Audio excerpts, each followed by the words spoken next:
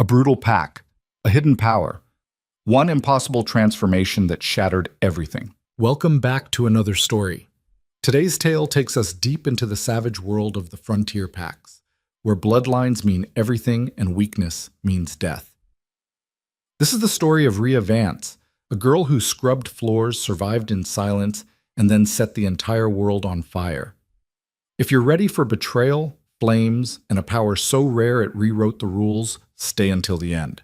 Don't forget to hit that like button and drop a comment telling me what city you're watching from. The silver shackles burned. Not the dull ache of restraint, but actual burning. The kind that made Rhea's wrists smoke where the sacred metal touched her skin. She could smell herself cooking. Small wisps curled upward in the firelight of the stone hall, and every breath she took tasted like her own flesh charring. She didn't scream. Screaming would give them what they wanted. The hall was packed.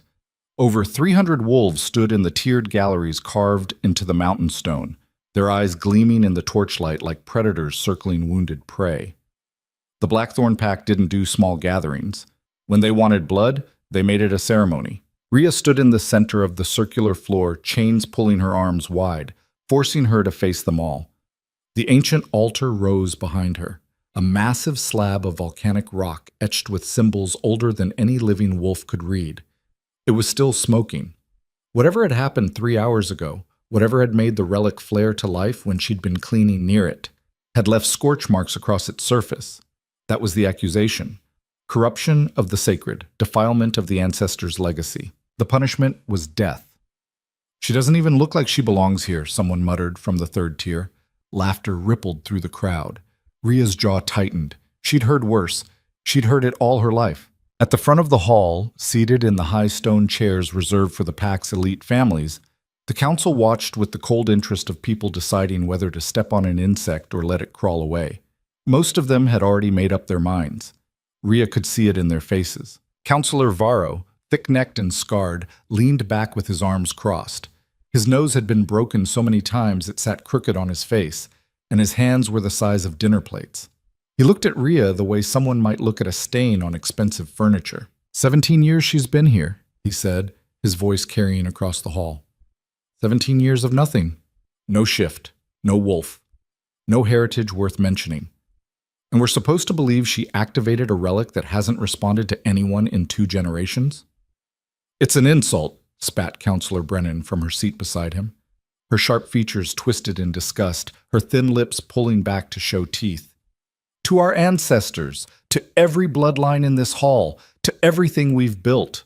Brennan had always hated her. Rhea knew that. The woman made a point of walking past whenever Rhea was scrubbing floors, stepping deliberately in the wet spots so Rhea would have to clean them again. Small cruelties, constant reminders of place. Rhea said nothing. There was no point. She'd learned that lesson young. Words didn't matter when you had no power to back them up. But then Seraphine Drake rose from her seat, and the temperature in the room seemed to drop. Seraphine was everything Rhea wasn't. Tall, perfectly composed, with the kind of bone structure that made people turn their heads. Her dark hair fell in a flawless curtain down her back, and her eyes, pale gray, like winter ice, fixed on Rhea with the precision of a blade finding a throat. She wore a dress that probably cost more than Rhea would earn in 5 years. Deep blue silk that caught the firelight, cut to show exactly how powerful and untouchable she was. Everything about Seraphine was calculated, deliberate, perfect. "Counselors," Seraphine began, her voice smooth and controlled. "I appreciate your passion, but let's not waste time on speculation." She descended the steps slowly, her movements deliberate, each footfall echoing in the sudden quiet. "The facts are simple. This servant was found alone with the Thornfire relic. The relic activated. She has no explanation, no lineage, no wolf form anyone has ever witnessed." She stopped a few feet from Rhea, close enough that Rhea could see the small satisfaction playing at the corners of her mouth. "She's either a thief who tried to steal something beyond her understanding, or she's something unnatural. Either way, she's dangerous. Either way, she doesn't belong here." The crowd murmured agreement. Rhea felt the weight of it pressing down on her like a physical force. 300 voices, 300 minds, all aligned against her.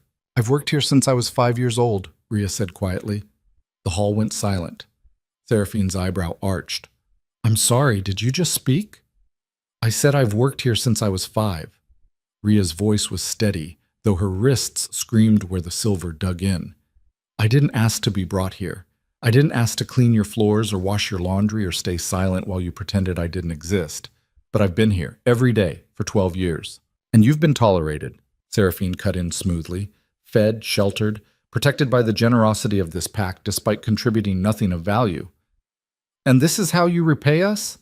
By tampering with something sacred? I didn't tamper with anything.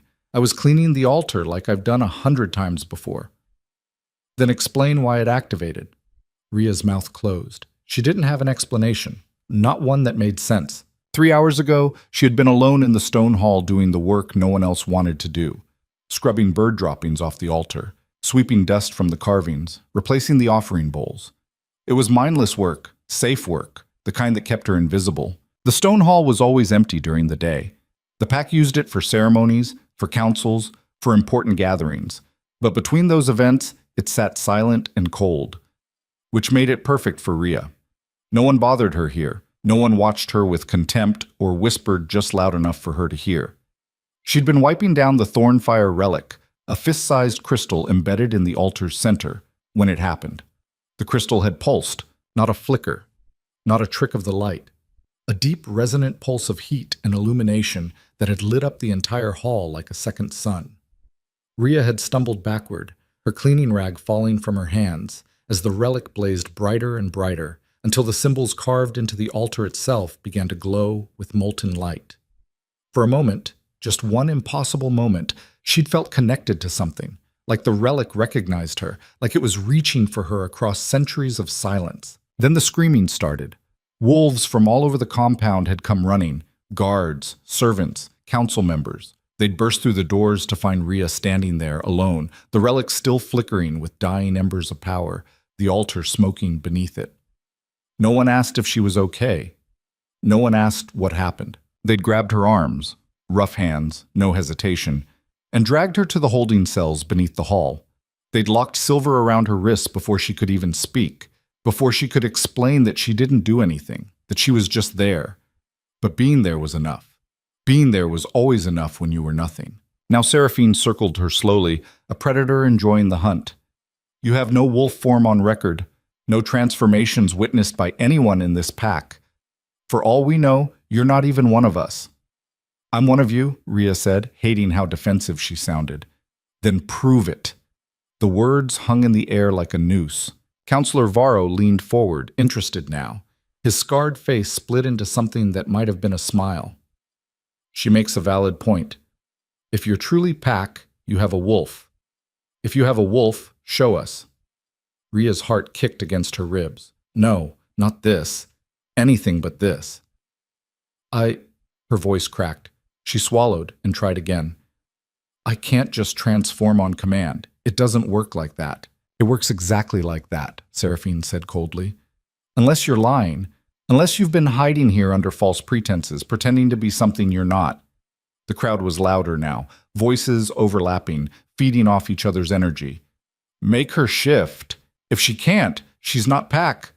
She's probably human. Worse than human. Could be a spy. Kill her and be done with it. The noise built and built, a wave of hostility that crashed over Ria from all sides. She'd spent her whole life learning to disappear, to make herself small, to avoid attention. Now she stood at the center of it all, exposed and burning. Enough. Counselor Brennan stood, her voice cutting through the chaos like a whip crack. This is a waste of time. Kill her or exile her. Either way, she's gone by dawn. I agree, Varro said, settling back in his chair. We don't need proof. We need her gone. The relic activated because she contaminated it somehow. Probably touched it with dirty hands. These servants never learn proper respect. A few people laughed. Ria's hands curled into fists, the chains rattling. The silver burned hotter, biting deeper into her already blistered skin. Seraphine turned back to the council, her performance nearly complete. With respect, counselors, I recommend immediate execution. She's destabilized something sacred. We can't risk allowing her to... I'll do it. Seraphine stopped mid-sentence. Ria's voice was louder this time, stronger. It surprised even her. I'll transform right here, in front of everyone. The hall went dead quiet. You could have heard a pin drop on the stone floor. Seraphine turned slowly, her expression unreadable. For just a second, so brief Rhea almost missed it, something flickered across her face. Worry, maybe, or calculation? What? You want proof I belong here? Fine, I'll show you my wolf. Rhea lifted her chin, meeting Seraphine's gaze directly. Her wrists throbbed, her whole body shook, but her voice didn't waver. Unlock the chains. For a moment, no one moved. The council members exchanged glances. Vero's grin widened. Brennan's eyes narrowed to slits. Then Vero laughed, a short barking sound that echoed off the stone walls. You're serious. Completely. This is going to be good, someone muttered from the galleries. More laughter. Brennan's smile was thin and sharp as a knife.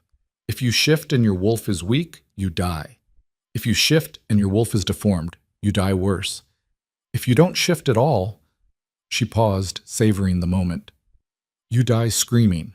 Silver poisoning is not a pleasant way to go. I understand. Do you? Brennan leaned forward. Because once those chains come off, there's no backing out, no changing your mind, no begging for mercy. You either transform and prove yourself, or you collapse and we watch you die. Those are your options. Rhea's throat was dry. Her heart hammered so hard she thought it might break through her ribs, but she nodded. This is insane, Seraphine said, but there was something sharp in her voice now, something that wasn't quite as controlled as before. She's stalling. She has no intention of actually. Then let her fail, Vero interrupted. He was leaning forward now, elbows on his knees, grinning like a man about to watch a good fight. Unlock her. Let's see what the little servant girl is hiding, if anything.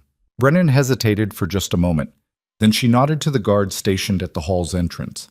Two massive wolves in human form approached Rhea. Both were enforcement officers, the kind of men who broke up fights in the lower quarters and didn't ask questions when ordered to hurt someone. The taller one, a man named Garrett with a jaw like an anvil, pulled a key from his belt. Your funeral, he muttered, just loud enough for Rhea to hear. The key turned in the lock with a sharp click. The shackles fell away. The relief was instant and agonizing. Rhea gasped as blood rushed back into her hands, the burns on her wrists raw and blistering, the skin beneath cracked and weeping. She stumbled, catching herself against the altar. The stone was still warm. She could feel it through her palms, a residual heat that pulsed in time with her heartbeat, like the altar itself was alive. Well? Seraphine's voice cut through the haze of pain. We're waiting. Rhea straightened slowly. Every muscle in her body screamed. Her vision swam. The silver poisoning had already started working its way into her system. She could feel it like ice in her veins, slowing everything down. She had minutes, maybe less. The crowd pressed closer, filling the galleries, their breath hot and eager. Somewhere in the back, someone started a slow clap. Others joined in, the sound building into a mocking rhythm. Clap, clap, clap. It wasn't encouragement. It was the sound of people watching an execution and enjoying it. Rhea's hands shook. She pressed them flat against the altar, trying to steady herself, trying to think through the fog of pain. She'd never transformed in front of anyone before. Not once. Not in 12 years. She'd spent her entire life avoiding it, hiding, staying small, staying safe, because she'd always known, deep in her bones, in a place beyond words, that if anyone ever saw what she really was, everything would change. There would be no going back. But there was no going back now anyway. She could die quiet, or she could die honest. Rhea closed her eyes. Just let go. The thought came from somewhere deep inside her, a voice she'd been ignoring for years. A voice that didn't sound quite like her own. Stop hiding, stop shrinking, stop surviving, let me out. Her heartbeat slowed. The noise of the crowd faded. The clapping, the muttering, the cruel laughter. It all became distant, like she was hearing it through water, and then heat. Not the burn of silver, not the warmth of the altar. This was something else. It started in her chest, just below her ribs, a flicker of sensation like a spark catching dry wood. Then it spread, down her arms, into her stomach, racing through her veins like wildfire following a trail of gasoline. Rhea's eyes snapped open. The crowd gasped. Her hands were glowing, not figuratively, literally glowing, her skin radiating a soft molten light that pulsed in time with her heartbeat. The veins beneath her skin lit up like channels of liquid gold. "What the hell?" someone started to say. Then the transformation hit. It didn't ease in. It didn't build slowly. It exploded. Ria's body erupted outward in a cascade of breaking bones and tearing muscle.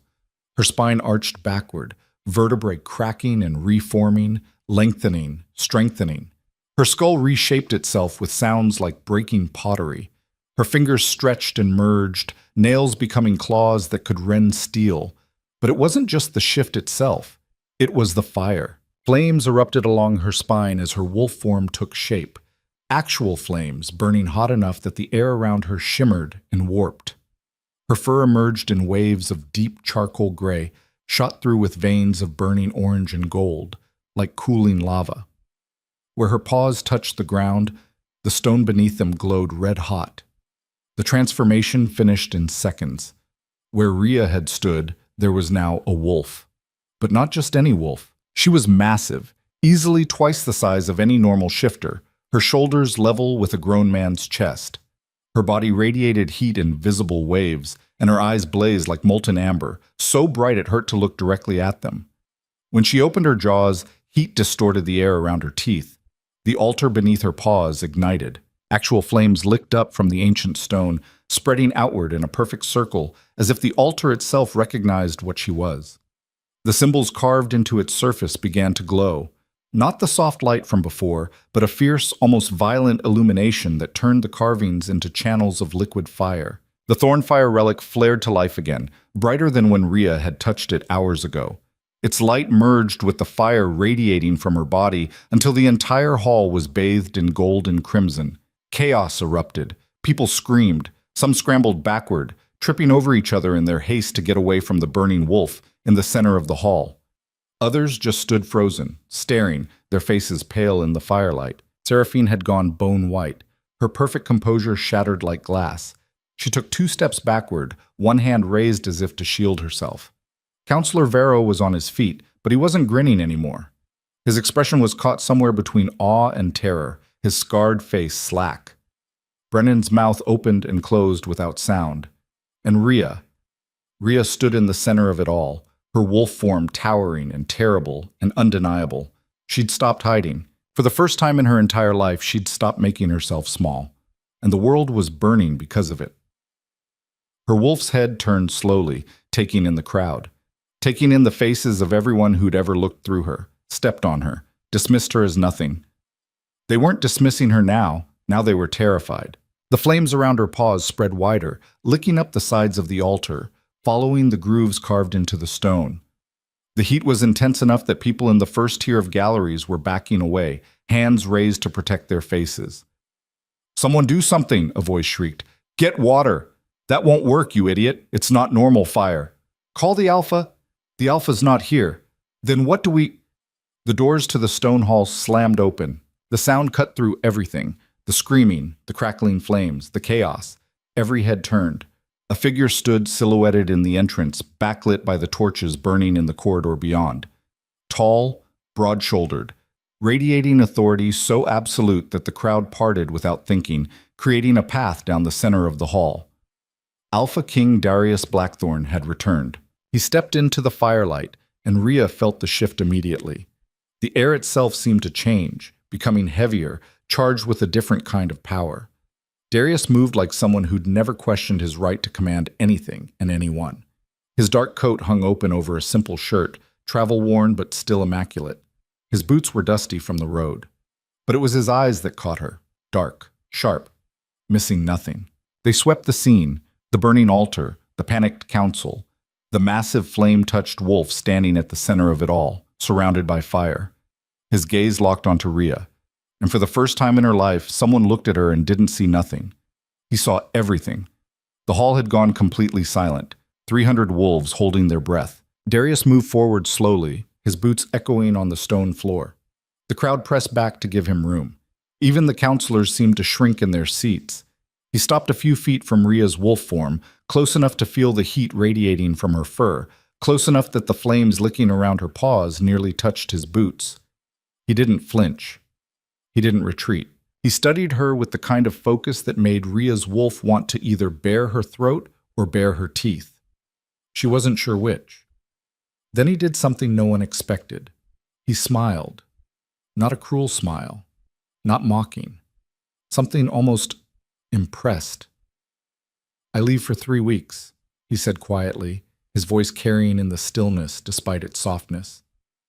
"And I come back to find my pack trying to execute a fireborn." The council erupted into noise. "My lord, we didn't know." She activated the relic without permission. She could be dangerous. "We had no way of identifying." Darius raised one hand and the hall went silent again. His eyes never left Rhea's. "The Thornfire relic responds to one bloodline," he said, his voice calm but edged with something sharp, something that made even Counselor Vero sit back in his chair. "A bloodline we thought extinct for over a century. A bloodline that ruled these mountains before my family ever set foot here." He turned to face the council. "And you were going to kill her?" Brennan stammered. We had no way of knowing what she was. She's been here for years. Just a servant. No indication that—" "The relic doesn't respond to servants," Darius cut in. His voice was still quiet, but there was steel beneath it now. "It responds to royalty, to bloodfire, to wolves who carry flame in their bones." He looked back at Rhea. "You had every indication. You just weren't looking." Varro found his voice. "With respect, my lord, how were we supposed to know? She never shifted. Never showed any sign of power. She survived," Darius said simply. "In a pack that makes outsiders earn every breath. In a system designed to crush anyone without a name. For 12 years. He paused. "That alone should have told you something." Seraphine spoke up, her voice carefully controlled again, though her face was still pale. "My lord, even if she does carry ancient blood, she's unstable. Look at her. The altar is on fire. She could burn down the entire compound if she loses control. Then it's fortunate I'm here to make sure that doesn't happen." Darius turned back to Rhea's wolf form. "Shift back." It wasn't a request, it was a command, delivered with the absolute certainty that it would be obeyed. Rhea's wolf rumbled, a sound like distant thunder rolling through mountains. The flames around her paws flickered higher for a moment. Then, slowly, carefully, she let the transformation reverse. It hurt less going backward, but it still hurt. Bones contracted, muscle reformed. The fire that had been burning along her spine guttered and died, though embers still glowed in places where her fur faded back into skin. Within moments, she stood on human legs again, her clothes singed and smoking, but somehow intact. Her wrists were still blistered from the silver, raw and painful. Her whole body trembled from the effort of transformation and the lingering effects of silver poisoning. She swayed, dizzy, her vision blurring. Darius moved.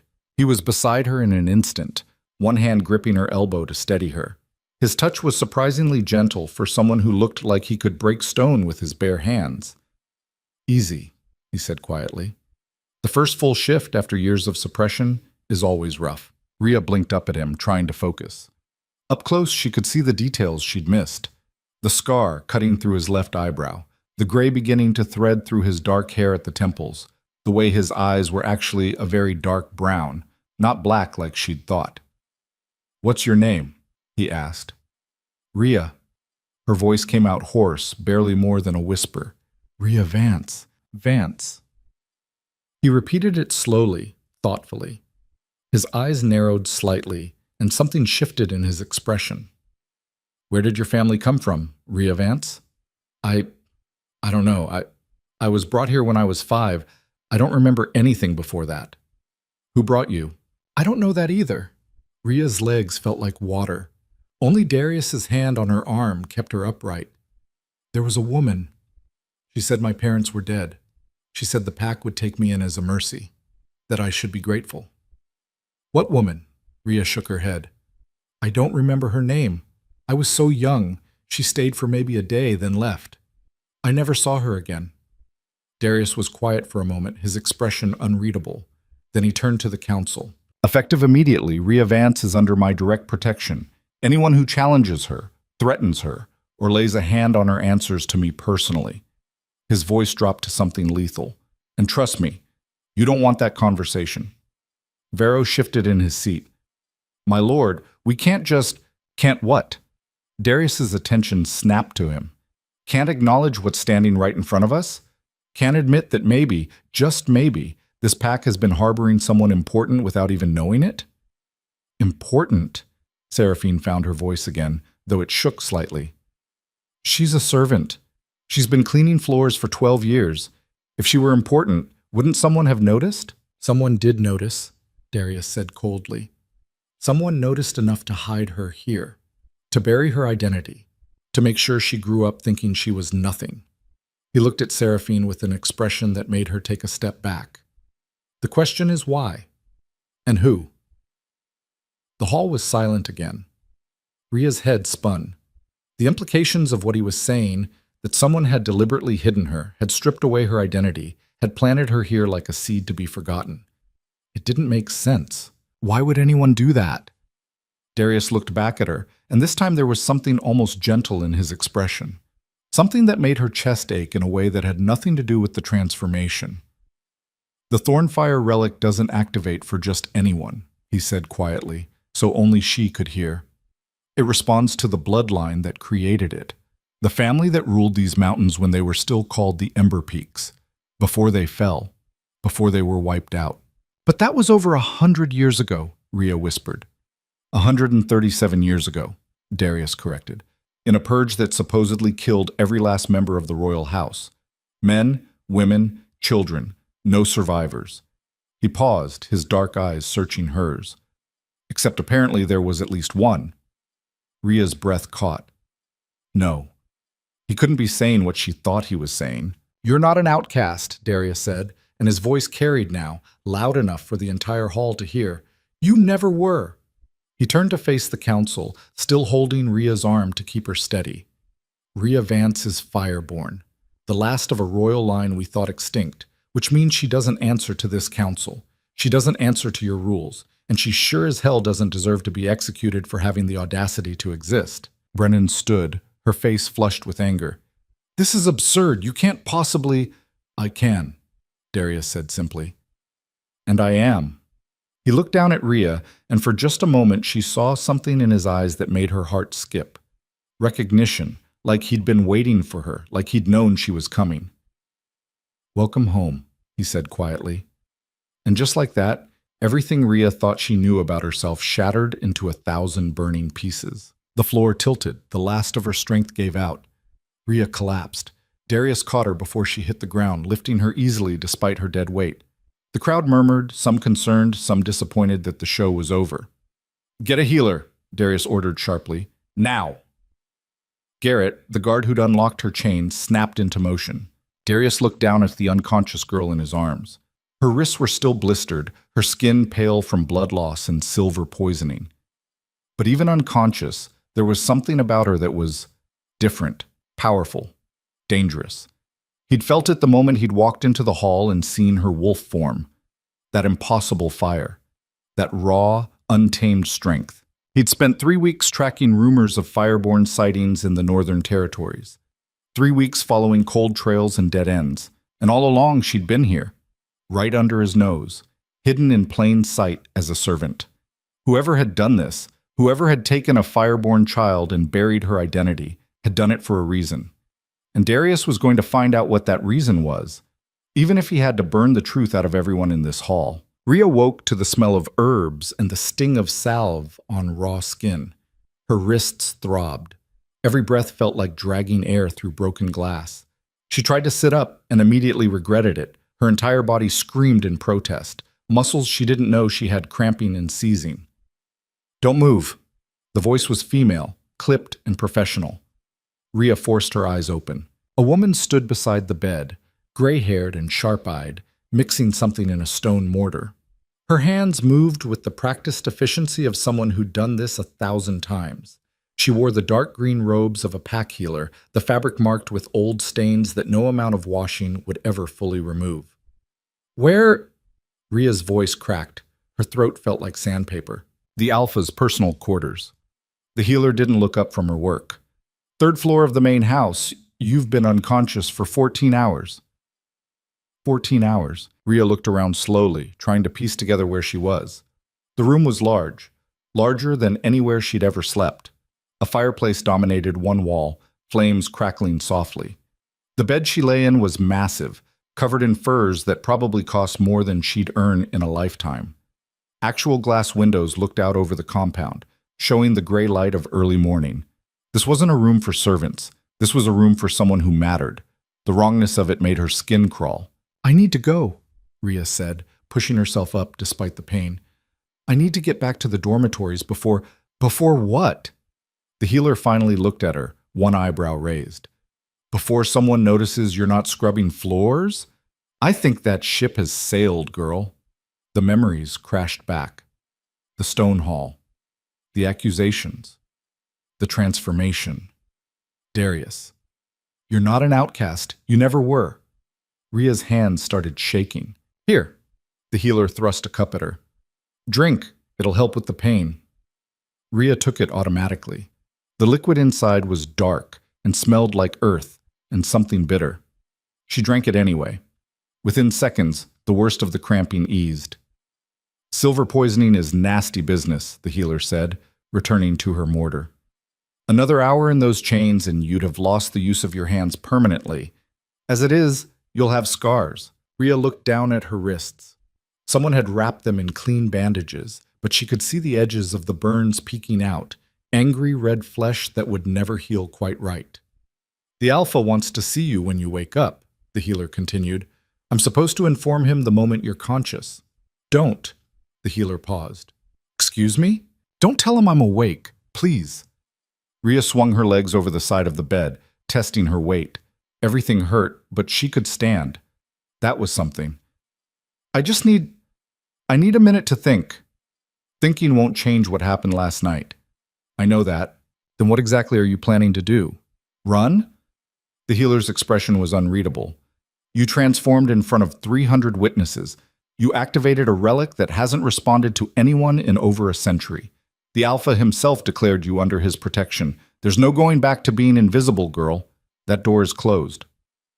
Rhea knew she was right, but knowing something and accepting it were different things. She'd spent 12 years perfecting the art of being nobody, moving through spaces without leaving an impression, doing her work and disappearing before anyone could remember her face. Now everyone would remember her face. Now everyone would be watching. The thought made her want to crawl out of her skin. A knock sounded at the door. The healer moved to answer it, but the door opened before she could reach it. Darius stepped inside. He looked different in daylight. Less intimidating, maybe. Or just tired. He'd changed out of his travel clothes into something simpler. Dark pants, a white shirt with the sleeves rolled to his elbows. His hair was damp, like he'd just bathed. His eyes found Rhea immediately. "You're awake." It wasn't a question. "I'll give you privacy," the healer said, gathering her supplies. She paused at the door, looking back at Rhea. "Change those bandages twice a day, and drink water, lots of it. Your body is still recovering from the shift." Then she was gone, the door clicking shut behind her. Silence settled over the room like snow. Darius moved to the fireplace, feeding it another log.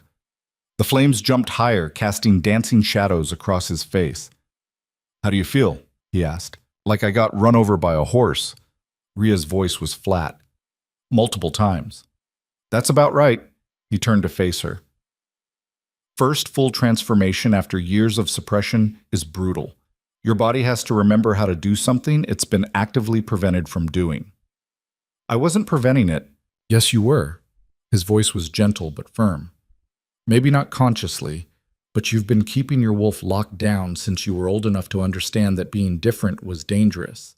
That's a kind of prevention." Rhea didn't have an answer for that. Darius pulled a chair closer to the bed and sat, his movements deliberate and unhurried. "We need to talk." "About what?" "About what happens next." "I go back to the servant quarters and try not to get murdered in my sleep?" Rhea's laugh was brittle. "That seems like a solid plan."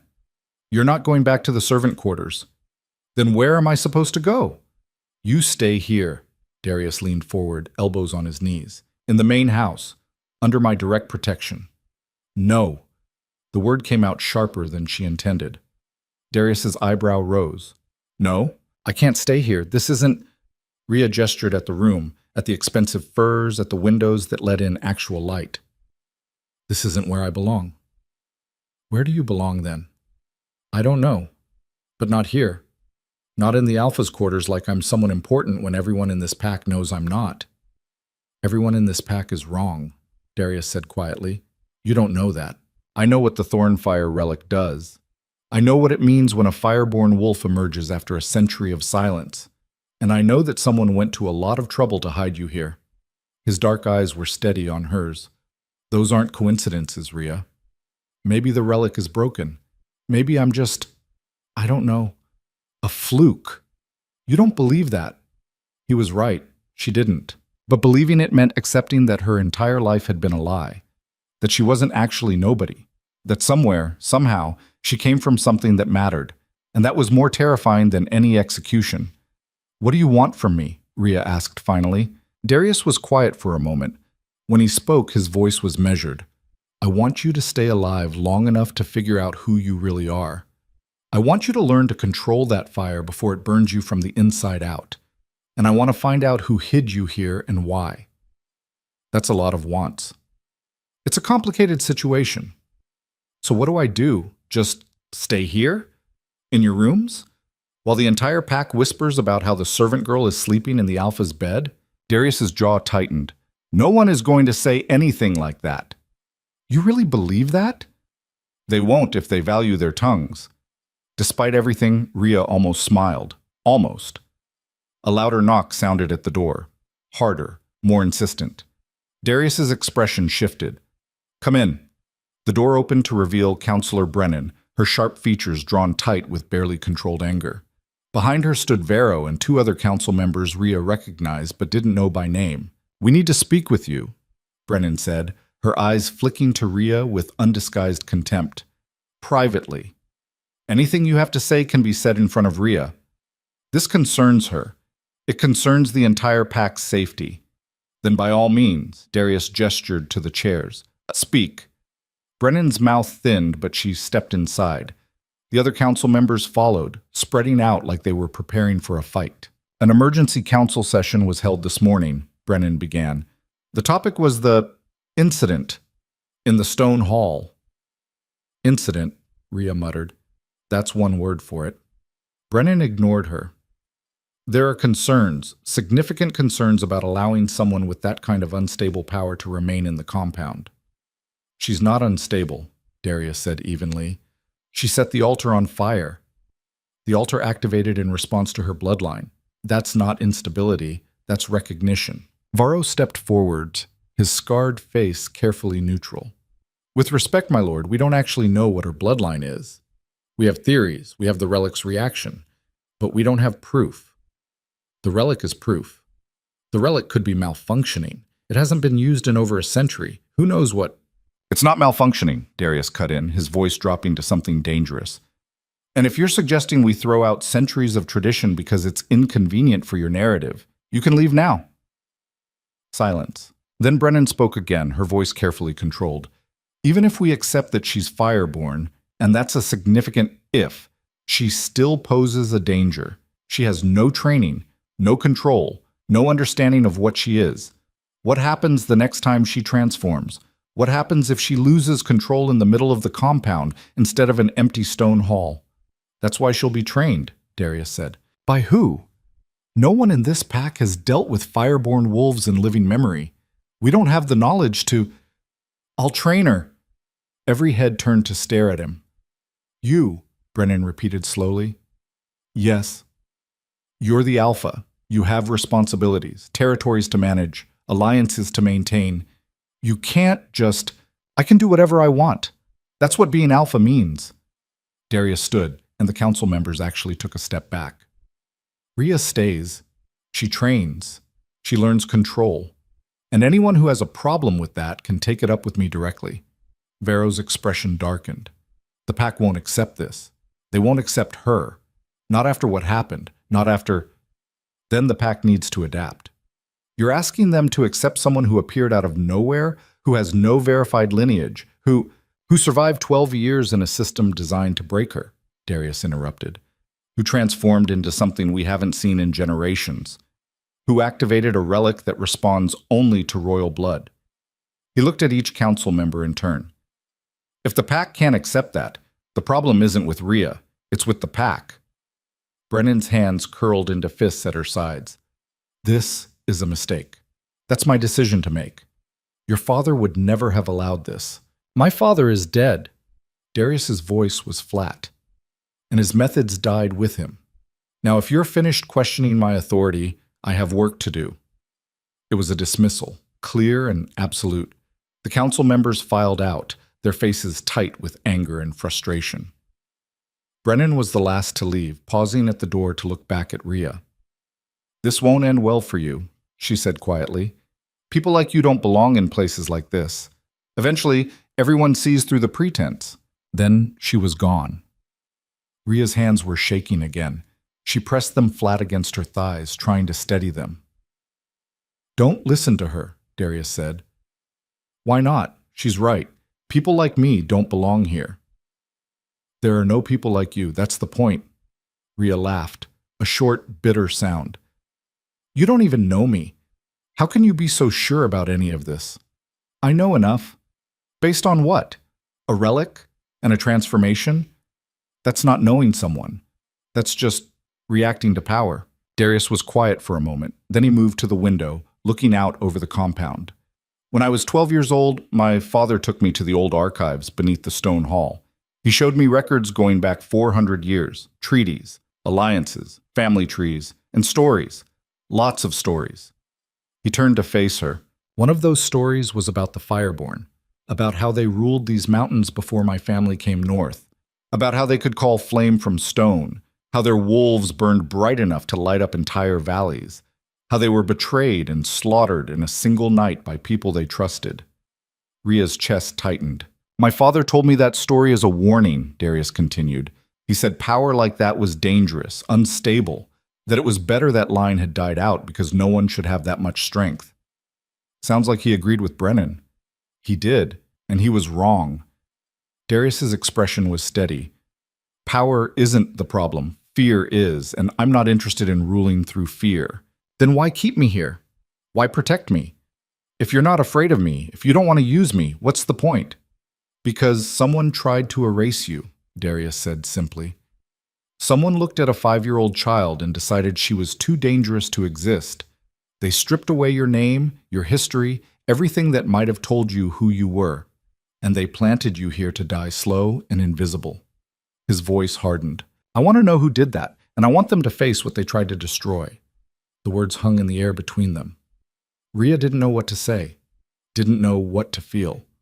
Before she could figure it out, shouting erupted from somewhere below. Darius's head snapped toward the window. Stay here. What's happening? I don't know. He was already moving toward the door.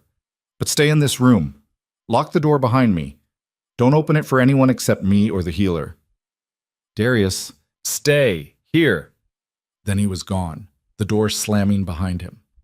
Rhea sat frozen for exactly 3 seconds. Then she stood, crossed to the door, and followed him. She wasn't good at following orders. She'd learned that lesson young, too. The hallway outside was chaos. Wolves ran past, heading for the stairs. Voices overlapped, sharp with panic.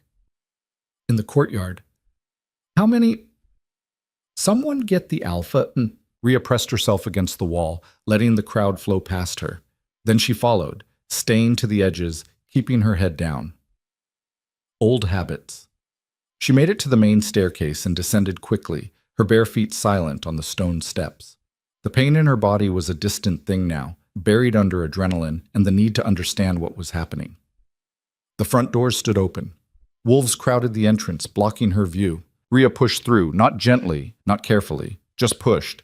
Someone shoved back. Watch it! They stopped mid-word when they saw her face. The crowd parted. Rhea stepped out into the courtyard and froze. The space was packed with wolves, but not pack members. These were outsiders, rogues maybe, or another pack entirely. 50 of them, at least, arranged in a loose semicircle facing the main house. At their center stood a woman. She was tall, willowy, with silver blonde hair that fell past her waist. Her clothes were travel-worn but expensive, and she moved with the kind of confidence that came from never doubting your right to be anywhere. Her eyes locked onto Rhea. "There she is," the woman said, her voice carrying across the courtyard. "The girl who set the mountain on fire." Darius stood between them, his posture defensive. "Explain why you're here, Celeste. Now." Celeste. The name meant nothing to Rhea, but the woman's smile was sharp as broken glass. "I'm here for her," Celeste said, pointing at Rhea. "I'm here to collect what was stolen from my family 17 years ago." The courtyard went silent. Darius's expression darkened. "She's under my protection." "Is she?" Celeste tilted her head. "Because from where I'm standing, she looks like a lost little girl playing dress-up in clothes that don't fit." She took a step forward. "That child's mother murdered 3 members of my pack, burned them alive while they slept. Then she ran, took her daughter, and disappeared into the mountains." Another step. "We've been looking for her ever since." Rhea's blood went cold. "You're lying," she said. "Am I?" Celeste's eyes glittered. "Tell me, Rhea Vance, do you remember your mother's face? Do you remember anything before you woke up in this pack, stripped of everything you were?" Rhea's mouth went dry. She didn't remember. She'd tried over the years, tried to pull up even a fragment of memory from before she was 5. There was nothing. Just darkness. "I thought not." Celeste's smile widened. "Memory charms are tricky things, expensive, but effective." "That's enough," Darius said, his voice low and dangerous. "Is it?" "I don't think so." Celeste addressed the crowd now, her voice rising. "This girl, this fireborn abomination, is the daughter of a murderer. Her mother slaughtered innocent wolves and fled like a coward. And now she's here, hiding behind your alpha, pretending to be something she's not." The crowd murmured. Rhea could feel the shift, the way people looked at her changing, hardening. "You have no proof," Darius said. "Don't I?" Celeste pulled something from her coat, a piece of cloth, stained dark with old blood. "This belonged to one of the wolves her mother killed. The bloodline is still detectable, and I'm willing to bet if we test it against her blood, we'll find a match." "Convenient that you just happen to have that with you." "I've been tracking her for 17 years. I'm prepared." Darius's hands curled into fists. "Even if what you're saying is true, even if her mother committed those crimes, Rhea is not responsible for what her mother did. In our law, she is. Blood debt passes through generations. The daughter pays for the mother's sins." Celeste's voice was cold now, all pretense of civility gone. "Hand her over, or we take her by force." The 50 wolves behind her shifted, hands moving to weapons. Darius didn't move. "You're not taking her anywhere." "Then you're choosing war, if that's what it takes." The tension in the courtyard ratcheted up to breaking. Rhea could feel it like electricity on her skin, crackling and dangerous. She stepped forward. "Rhea, don't—" Darius started. "If what you're saying is true," Rhea said, her voice steadier than she felt. "If my mother really killed your pack members, show me proof. Real proof, not just a piece of bloody cloth you could have gotten anywhere." Celeste's smile returned. "Are you calling me a liar?" "I'm saying I want evidence before I believe I'm the daughter of a murderer." "Fair enough." Celeste gestured to one of her wolves, a massive man with scars crisscrossing his face. He stepped forward, holding a leather satchel. He pulled out a photograph. Even from a distance, Rhea could see it clearly. A woman with dark hair and amber eyes holding a small child. The woman was smiling. The child looked maybe 3 years old. The child looked exactly like Rhea. "That was taken 2 years before your mother burned my family alive," Celeste said softly. "Before she took you and ran. Before she wiped your memories and dumped you here to hide." Rhea couldn't breathe. She knew that woman's face. She didn't remember it consciously, but somewhere deep in her bones, in a place beyond memory, she knew. "This doesn't prove she killed anyone," Darius said, his voice tight. "No, but this does."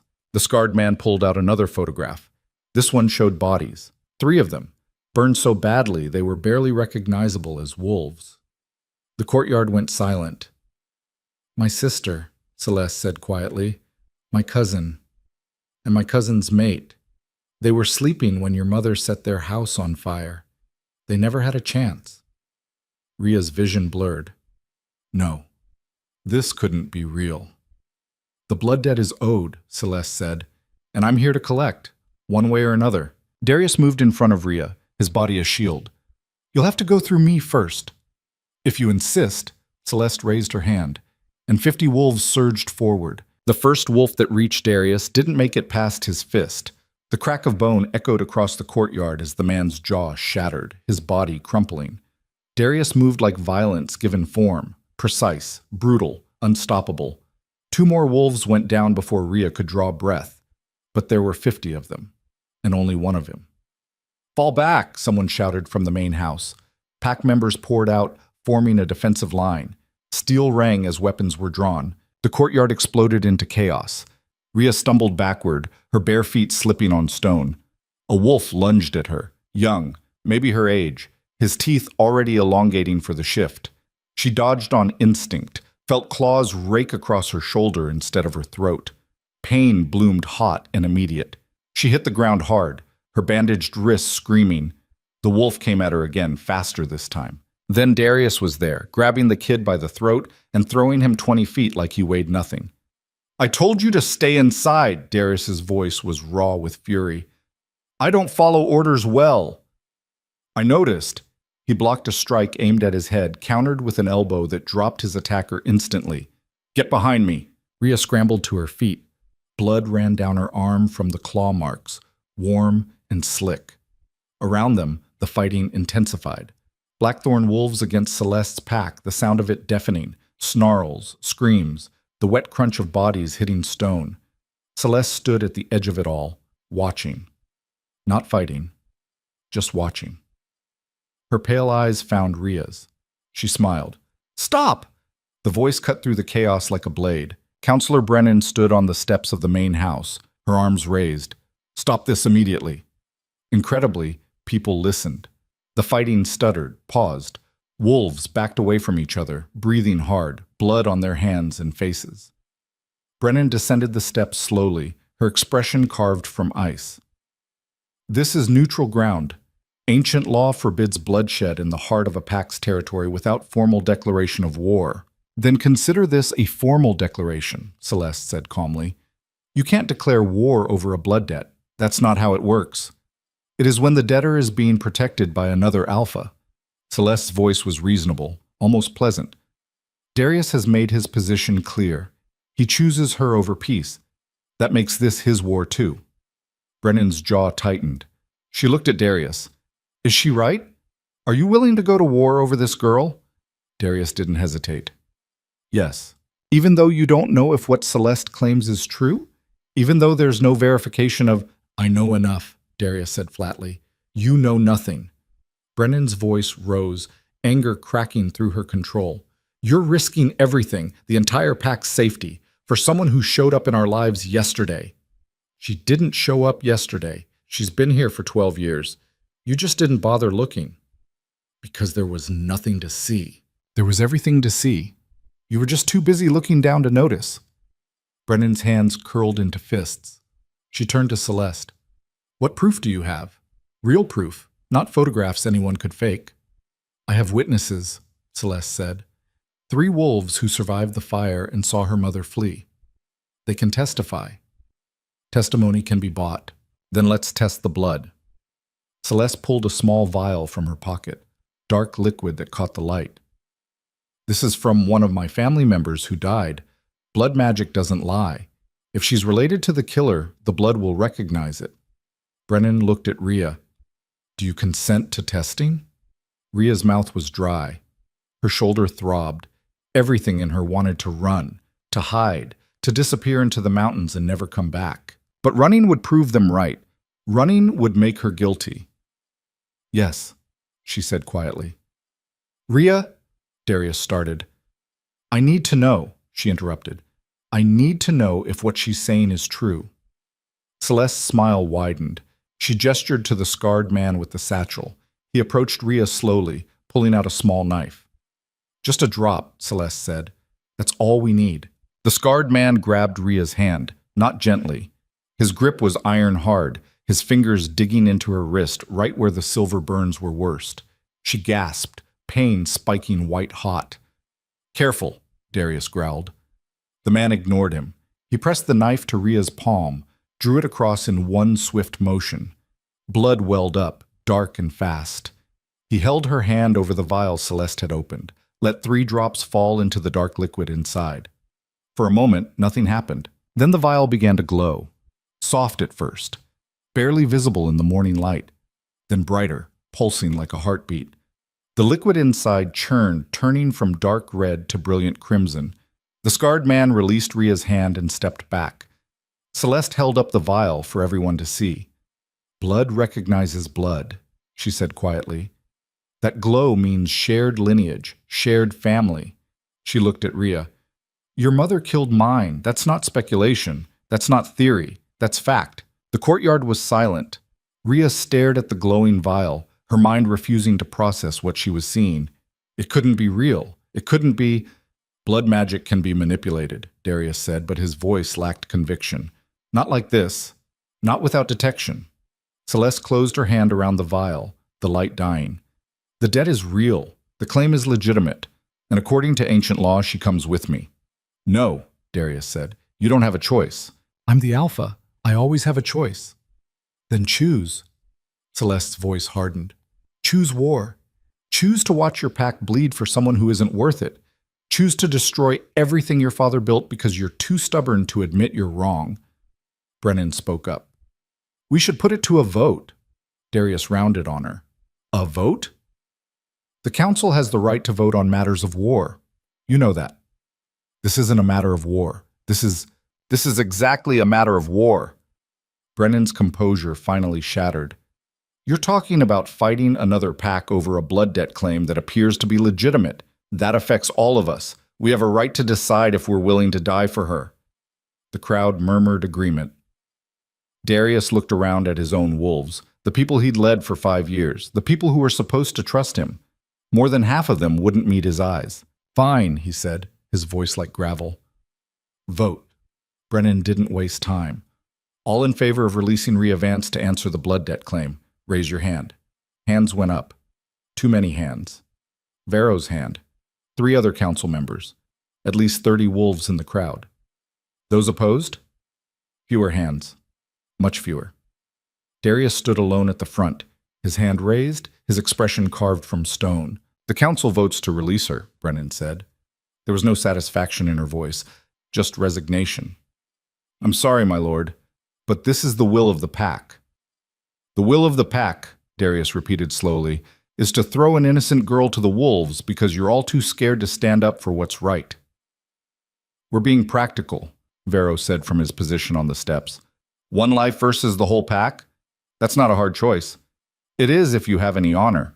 Honor doesn't feed families when crops burn. Honor doesn't protect children when enemy packs attack." Vero's voice was flat. "You're young, my lord. You still think ideals matter more than survival. Some of us know better." Darius took a step toward him. Vero didn't back down. "Enough," Celeste said, her voice cutting through the tension. "The vote is done. The decision is made." She looked at Ria. "Come here, girl." Ria didn't move. Her shoulder bled. Her hand bled. Her whole body hurt. But more than that, more than the physical pain, something inside her was breaking. She could feel it cracking like ice under pressure. All the careful walls she'd built to survive in this place shattering piece by piece. She'd spent 12 years being nothing. 12 years invisible. And the first time she dared to be something more. The first time she let herself hope that maybe she mattered. This was what happened. "Ria," Darius said quietly, "look at me." She did. His dark eyes were steady, certain. "You don't have to do this. The vote? Forget the vote. You want to fight, we fight. You want to run, I'll help you run, but you don't have to go with her. If I don't, people die. Your people. Let me worry about my people." "They're not worried about me," Ria said. The words came out flat, empty. "They voted to throw me away. Why would I care if they bleed for it? Because you're better than they are." Ria laughed, a broken sound that hurt coming out. "Am I? My mother was a murderer. I carry her blood. Maybe I'm exactly what they think I am." "You're not. You don't know that. I know you've survived 12 years in a place that wanted you to break. I know you hid your power because you were smart enough to understand showing it would get you killed. I know you stood in that hall last night and faced death without begging. His voice dropped. That's not a killer, that's a survivor. Rhea wanted to believe him. She wanted it so badly it physically hurt, but the glowing vial had been real. The blood magic didn't lie. Her mother had killed those people, and in the law of the packs, that made Rhea guilty too. I'll go, she said. Rhea, I'll go, she repeated, louder this time. She looked at Celeste. But I want something first. Celeste's eyebrow arched. You're not in a position to negotiate. Then you're not in a position to take me without more bloodshed. Rhea straightened despite the pain, despite everything. I'll go willingly. No fight. No resistance. But you give me 1 week to find out what really happened. 1 week to talk to the witnesses, to see the evidence, to understand what my mother actually did. Why would I agree to that? Because if I go willingly, your wolves don't have to fight his wolves. Nobody else dies today. But if you try to take me by force, Darius will fight you. And even if you win, you'll lose people. Rhea met her eyes. 1 week, that's all I'm asking. Celeste was quiet for a long moment. Then she smiled. You're braver than I expected. Or stupider. I haven't decided which. Is that a yes? 1 week. But you stay in my custody, my territory, my rules. And if at the end of that week you try to run, I won't run. If you do, I'll burn this entire compound to the ground finding you. Every building, every wolf, everything. The threat hung in the air like smoke. Rhea nodded. Understood. No! Darius grabbed her arm. You can't trust her. You can't. I don't have a choice. Rhea pulled free, gentle but firm. They voted, Darius. Your own pack voted to give me up. Fighting that won't change anything except body count. I don't care about the vote. You should. You're their alpha. They need to trust you, and you need to trust them. This just proves nobody trusts anybody right now. She tried to smile. Failed. 1 week. I'll figure it out in 1 week. And if you can't, then I face whatever punishment Celeste decides. But at least I'll know the truth first. Darius looked like he wanted to argue more, like he wanted to fight the whole world to keep her here. Instead, he stepped back. 1 week, he said to Celeste, his voice deadly quiet. She gets 1 week, and if anything happens to her, if she's harmed, if she's mistreated, if she comes back with so much as a bruise I didn't see her leave with, there won't be enough of your pack left to bury. Celeste's smile didn't waver. She'll be treated fairly. You have my word. Your word means nothing to me. Then I suppose we're even. Celeste gestured to her wolves. Bind her hands, silver, but not tight enough to burn. We're not savages. 2 wolves approached with shackles. Rhea held out her hands. The silver closed around her wrists, lighter than before, not burning, but still there. Still a reminder of what she was. A prisoner. Celeste turned to leave, her wolves falling into formation around her. Wait! Seraphine's voice rang out from the crowd. Everyone turned. Seraphine pushed through the gathered wolves, her perfect composure back in place like she'd never lost it. She looked at Celeste. If you're taking her for a blood debt, I want to go too. Celeste's expression shifted. Why? Because I have questions. About what really happened 17 years ago. About why a fireborn child ended up hidden in our pack. Seraphine's gray eyes were cold. If there's more to this story, I want to know it. You think I'm lying? I think everyone lies when it serves them. Including you. Including her. Seraphine gestured at Rhea. 1 week to find the truth? Fine. But I'm coming to make sure that truth isn't manipulated. Celeste considered this, then nodded. Allowed. But you follow my rules too.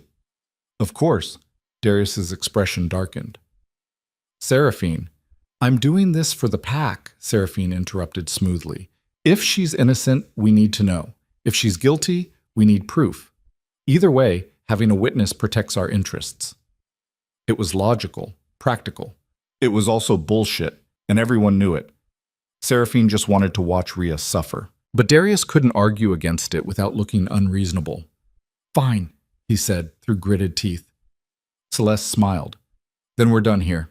We leave within the hour. She turned and walked away, her wolves following. Rhea took one last look at the compound, at the stone buildings, at the mountains rising behind them, at the faces of wolves who'd voted to throw her away. Then she looked at Darius. He stood alone on the steps, his hands curled into fists, watching her with an expression she couldn't read. She wanted to say something. Thank you, maybe. Or I'm sorry. Or don't forget me. But none of those words felt right. So she just nodded and followed Celeste into the unknown. The journey took 2 days.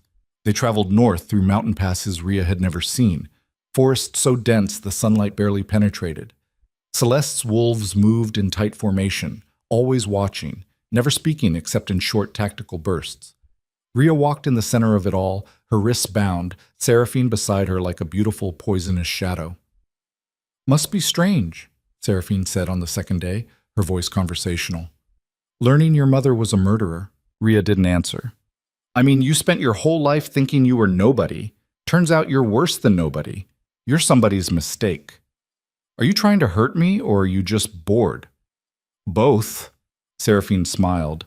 I don't like you, Rhea. I never have. You always had this look in your eyes like you were better than the rest of us, even when you were scrubbing floors. I never thought I was better than anyone. Yes, you did. You just hit it well. Seraphine's voice dropped. But now everyone sees what you really are. A killer's daughter. A debt waiting to be paid. What do you want from me, Seraphine? I want you to disappear, permanently. And in about 5 days, I think I'll get exactly that. Rhea turned to look at her. You really think Celeste is going to kill me? I think she's going to make you wish you were dead first. Then yes, absolutely. And you're okay with that? I'm thrilled with it. Seraphine's smile was radiant. You were always a problem, an anomaly, something that didn't fit. Now you'll be gone, and everything can go back to how it should be. Rhea almost laughed. You have no idea what's coming, do you? What's that supposed to mean? It means things are already broken. The pack voted to throw me away to save themselves. That's not strength. That's fear. And fear makes people do stupid things. Like what? Like trusting you. Seraphine's expression flickered.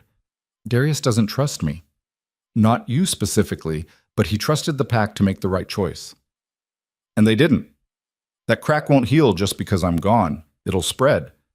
And eventually, everything falls apart. You're awfully confident for someone walking to her execution. I'm realistic. There's a difference. Before Seraphine could respond, the forest opened up ahead, and Rhea saw Celeste's territory for the first time. It wasn't like Blackthorn's compound. There were no stone buildings, no permanent structures. Instead, there were tents, hundreds of them, arranged in precise circles around a central clearing. Fires burned in iron braziers. Wolves moved between the tents like ghosts, silent and watchful. It looked temporary, mobile, like they could pack up and disappear in an hour if they needed to, like a pack that had spent years running or hunting. Celeste led them to the largest tent at the center. Inside, the space was surprisingly comfortable. Furs on the ground, a low table, cushions for sitting. Not luxury, but not prison either. You'll stay here, Celeste said, gesturing to a sectioned-off area at the back. Food twice a day, water whenever you want. The shackles stay on. And the witnesses? Rhea asked. When do I talk to them? Tomorrow. They're being brought in from the border territories. Should arrive by nightfall. And until then? Until then, you wait. Celeste looked at Seraphine. You'll stay in the guest tent. Someone will show you. Seraphine left without a word, shooting Rhea one last venomous smile. Alone with Celeste, Rhea felt the weight of everything crash down. Her shoulders still throbbed. Her hands ached. She was so tired she could barely stand. Why did you really agree to the week? She asked quietly. Celeste was silent for a moment. Then she sat on one of the cushions, gesturing for Rhea to do the same. Because I want you to understand, she said finally. I want you to see exactly what your mother did. I want you to hear from the wolves who survived. I want you to know, truly know, that the debt is real. And then you'll kill me. Then I'll give you a choice. Rhea frowned. What choice? The same choice your mother had. Run and spend the rest of your life looking over your shoulder, or face justice and end it clean. That's not much of a choice. It's more than my sister got. Celeste's voice was hard now. She died screaming. Burned alive while she tried to reach her children. Your mother locked the doors from the outside, made sure no one could escape. Ria's stomach turned. Why? She whispered. Why would anyone do that? That's what I've been trying to figure out for 17 years. Celeste leaned forward. Your mother wasn't a random killer. She was calculating, deliberate. She targeted my family specifically, killed 3 people, and left the rest of the pack untouched. That's not rage. That's not madness. That's purpose. What purpose? I don't know. She never told anyone. She just did it and ran. Celeste's eyes were hard. But you're going to help me find out. Because if there's a reason, if there's something that connects your family to mine, I want to know what it is before I end this. The tent flap opened.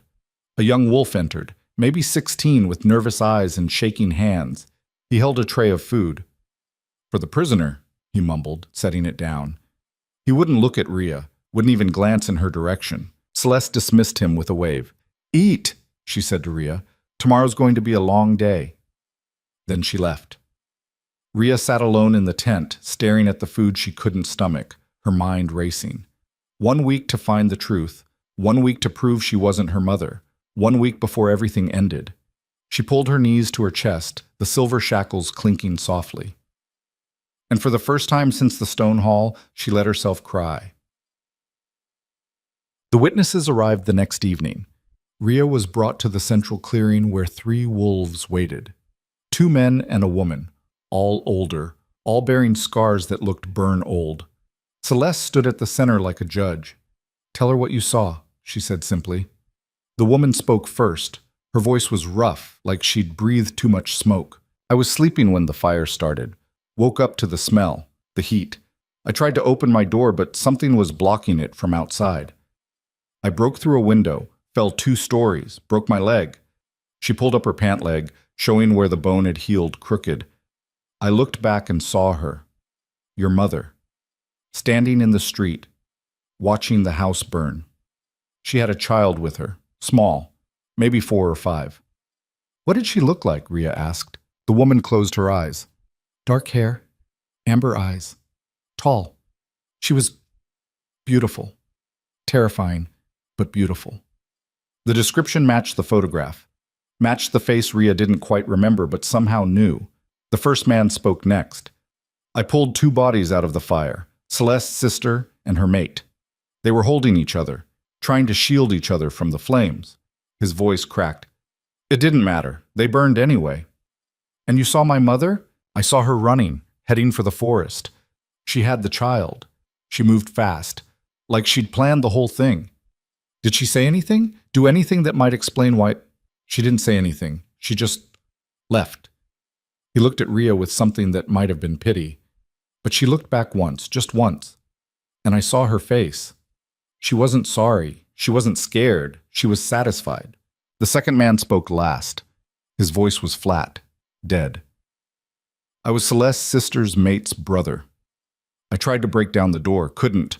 The fire was too hot. I heard them screaming inside, heard them dying, and I couldn't save them. He looked at Ria with pure hatred. Your mother did that. She killed my family, and now you're here, asking for mercy you don't deserve. The clearing was silent. Celeste turned to Ria. Do you have questions for them? Ria's throat was tight. Her eyes burned. Did my mother... Did she have any connection to your family? Any reason to... No, Celeste said. We'd never met her before that night. Never even heard her name. She was a stranger who came to our territory, killed our family, and disappeared. Then why? I don't know. Celeste's composure finally cracked. I've been asking that question for 17 years. Why us? Why them? What did we do to deserve this? She stepped closer to Ria. And now I'm asking you. Did your mother ever tell you anything? Did she ever mention my family, my pack, anything that might explain this? I don't remember her. I don't remember anything before I was 5. You said yourself, memory charm. Then we're at a dead end. Celeste's voice was bitter. The truth died with her, and all we're left with is the debt. Wait. Everyone turned. Seraphine stepped forward from where she'd been watching at the edge of the clearing. There might be another way to find out what happened. Celeste frowned. What do you mean? Memory charms can be broken. It's difficult, dangerous, but possible. Seraphine looked at Rhea. If someone were willing to risk it, Rhea's heart kicked. You're saying you could restore my memories? Not me, but I know someone who could. A witch who specializes in undoing old magic. Where? Celeste demanded. 2 days west, in the neutral territories. Seraphine's expression was unreadable. If we leave tomorrow, we could be there and back in 5 days, just within your week deadline. Celeste was quiet for a long moment. Then she nodded. We go. All of us. And if this is a trick, it's not a trick, Seraphine said smoothly. I want the truth as much as you do. Rhea didn't believe that for a second, but she also didn't have a choice. If there was even a chance of understanding what her mother had done, of finding out why, she had to take it, even if it killed her. Fine, she said. Let's go find a witch. Celeste smiled, and Rhea realized too late that she'd just agreed to something far more dangerous than a simple blood debt. She'd agreed to unlock memories that someone had worked very hard to bury. And people didn't bury memories unless they were protecting something or hiding from it. The neutral territories were nothing like Packlands. No structures, no order, just endless forest and the constant feeling of being watched by things that weren't quite wolf and weren't quite human. They'd been walking for a day and a half when Rhea started hearing the whispers. Not voices, exactly. More like the memory of voices, sliding between the trees just out of comprehension. The silver shackles on her wrists grew colder the deeper they went, like the metal itself was reacting to whatever lived here. How much further? Celeste asked Seraphine. Another few hours. The witch doesn't exactly advertise her location. Seraphine moved through the undergrowth like she'd done this before, never hesitating at crossroads, never questioning direction. Rhea watched her carefully. Everything about this felt wrong. Seraphine had no reason to help her, every reason to want her dead. Yet here she was, leading them deeper into territory even the packs avoided. You've been here before, Rhea said. Not a question. Seraphine glanced back. Once. A few years ago. Why? That's my business. If we're trusting you to lead us to someone who can dig around in my head, I think I deserve to know why you'd make that trip. You don't deserve anything, Seraphine said coldly. But since you asked, I needed to forget something. The witch helped me do that. What did you need to forget? Seraphine's expression closed off completely. I said it's my business. They walked in tense silence after that. Celeste's wolves spread out in formation, hands never far from weapons. Whatever truce existed between them and the Blackthorn pack member was thin enough to shatter at the first sign of trouble. The forest grew denser, older. The trees here were massive, their trunks so wide it would take 5 people holding hands to circle them. Moss hung from branches like funeral shrouds, and the air tasted damp and green. Then Seraphine stopped. We're here. Rhea looked around. I don't see anything. That's the point. Seraphine stepped forward and knocked on empty air. The sound echoed like she'd struck wood. For a moment, nothing happened. Then the air rippled, reality folding back on itself like a curtain being pulled aside. A cottage stood where nothing had been seconds before. Small, crooked, built from wood so dark it looked burned. Smoke curled from a chimney that shouldn't have been able to support itself, and windows glowed with light that wasn't quite the right color. Stay close, Seraphine said. Don't touch anything. Don't accept anything she offers. And whatever you do, don't make a deal without understanding the price. Comforting, Rhea muttered. The door opened before they reached it. A woman stood in the threshold. Old, impossibly old, her face creased with lines that mapped out centuries. But her eyes were young, sharp, the kind of eyes that saw through lies and bullshit and straight into the meat of what you were. Seraphine Drake, the witch said, her voice like gravel in a glass. I told you not to come back. I'm not here for me. No, you're here for her. The witch's gaze shifted to Rhea. The fireborn child. I wondered when you'd find your way to my door. Rhea's skin prickled. You know what I am? I know what you were. What you are is still being decided. The witch stepped aside. Come in, all of you, but the wolves stay outside. I don't entertain armies. Celeste gestured to her pack. They melted back into the forest, disappearing like they'd never been there. Inside, the cottage was larger than it should have been. The walls stretched further than the exterior allowed, and the ceiling curved up into darkness that felt infinite. Shelves lined every surface, packed with jars and bottles and things Rhea couldn't identify and didn't want to. The witch moved to a table in the center of the room. Sit. Rhea sat. The chair creaked under her weight, groaning like something alive. You want your memories back, the witch said. Statement, not question. I want to know what my mother did, why she did it. And you think remembering will help? It's all I have. The witch studied her for a long moment. Then she looked at Seraphine. You brought her here knowing what it costs. I brought her here because she deserves the truth, Seraphine said smoothly. Liar. The witch smiled, showing teeth that were too sharp. You brought her here hoping it kills her. Memory restoration on a charm this old? The survival rate is maybe 1 in 5. And that's being generous. Rhea's blood went cold. What? Did she not mention that part? The witch's smile widened. Breaking a memory charm isn't like opening a locked door. It's like detonating a bomb inside your skull and hoping your brain survives the blast. Most people don't. They either die during the process or come out of it so fractured they wish they had. Seraphine's expression didn't change. I told you it was dangerous. You didn't say 1 in 5. Would it have changed your decision? Rhea wanted to say yes, wanted to be smart enough to walk away from odds that bad. But she looked at Celeste, at the hard certainty in her face, at the blood debt hanging over her head like an axe. No, Rhea said quietly. It wouldn't have changed anything. The witch nodded. Honest, that's rare. She reached for one of the jars on the shelf, this one filled with something that moved on its own. The price for this service is high. What do you want? Celeste asked. Not from you. From her. The witch pointed at Rhea. A memory charm this powerful doesn't just hide memories. It's anchored to something, usually a piece of the person's essence, their core self. To break it, I need to replace what was taken. Replace it with what?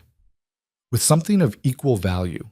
A memory she wants to keep, something precious, something that defines who she is. Rhea's throat tightened. I don't have many of those. Then choose carefully, because whatever you give me, you'll never get back. The witch set the jar on the table. And before you ask, no, you can't decide after you see what's hidden. You choose now, blind, or you don't choose at all. The room went silent. Rhea's mind raced. What memories did she have that mattered? Most of her life was a blur of work and survival, days bleeding into each other without distinction. But there were some things, small things. The first time she'd successfully transformed, alone in the forest at 13, feeling her wolf emerge and knowing, finally knowing, that she was real. The morning she'd found an injured bird in the courtyard and nursed it back to health, watching it fly away and feeling something that might have been hope.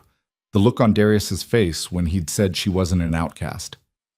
The transformation, Rhea said finally. My first one. I'll trade that. The witch's expression shifted. You're sure? That's a foundational memory.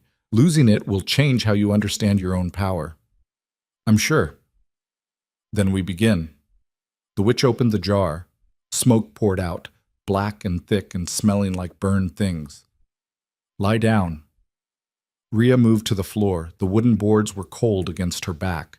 The witch knelt beside her, pulling out a knife that looked like it was made from bone. This will hurt. How much? More than you've ever felt. More than you think you can survive.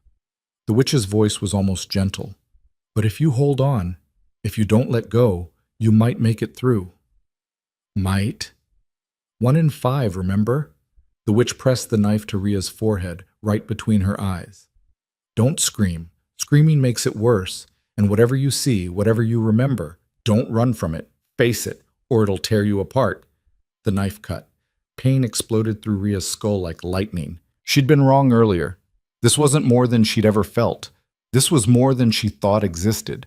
It felt like her brain was being peeled apart layer by layer, memories flashing past faster than she could process. Images, sounds, feelings that had no context, a woman's face, smiling, singing something soft. Fire, so much fire. Running through darkness, small hands clutching at fabric. A voice saying, forget, forget, you have to forget. Then the memories slammed into her all at once, no longer fragmented, no longer hidden. She was 4 years old, sitting in a small house that smelled like herbs and cooking meat.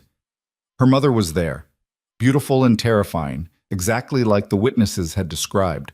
But she was also gentle. She braided Ria's hair and told her stories about wolves made of flame, about queens who ruled mountains before the world forgot their names. You're special, her mother said, tucking Ria into bed. Never forget that. You come from fire, from power, from a line so old it makes these new packs look like children playing at kingdoms. Why don't we live with them? Ria had asked. Why are we alone? Her mother's expression hardened. Because they're hunting us. Because they're afraid of what we are. Because your father... She stopped herself. What about father? He's gone. And we have to make sure you survive. That's all that matters. The memory shifted. Different house. Different territory. Her mother was arguing with someone, a man Ria didn't recognize. His voice was harsh, angry. You can't keep running forever, Elena. They'll find you eventually. They'll find her. Then I'll kill them first. That's not... You can't just... I can do whatever it takes to protect my daughter. Even if it makes you the monster they say you are? Silence. Then her mother's voice, cold and certain, especially then. The memory shifted again. Nighttime. Her mother shaking her awake, urgent and frightened in a way Ria had never seen before. We have to go, now. Don't ask questions. Just run. They'd run through the forest, her mother carrying her when she couldn't keep up. Behind them, wolves howled, close, too close. They'd reached a territory, Celeste's territory, though Ria didn't know that then. Her mother had set her down. I need you to hide, right here. Don't come out until I come back. Where are you going? To finish this. Finish what? Her mother knelt, eye level, hands on Ria's shoulders. There are people in this territory who helped the ones hunting us, who gave them information, who betrayed us. Her voice was flat, empty. They need to pay for that. But no buts. They chose their side. Now they face the consequences. Then she was gone. Ria had hidden in the bushes, small and terrified, watching her mother approach a house in the distance, watching her bar the doors, watching her light the fire. The screaming started almost immediately. Ria had covered her ears, crying, not understanding why her mother would do this, why anyone would do this. When her mother came back, she was covered in soot and ash. Her expression was carved from stone. We're leaving, tonight, and you're never going to remember any of this. Why not?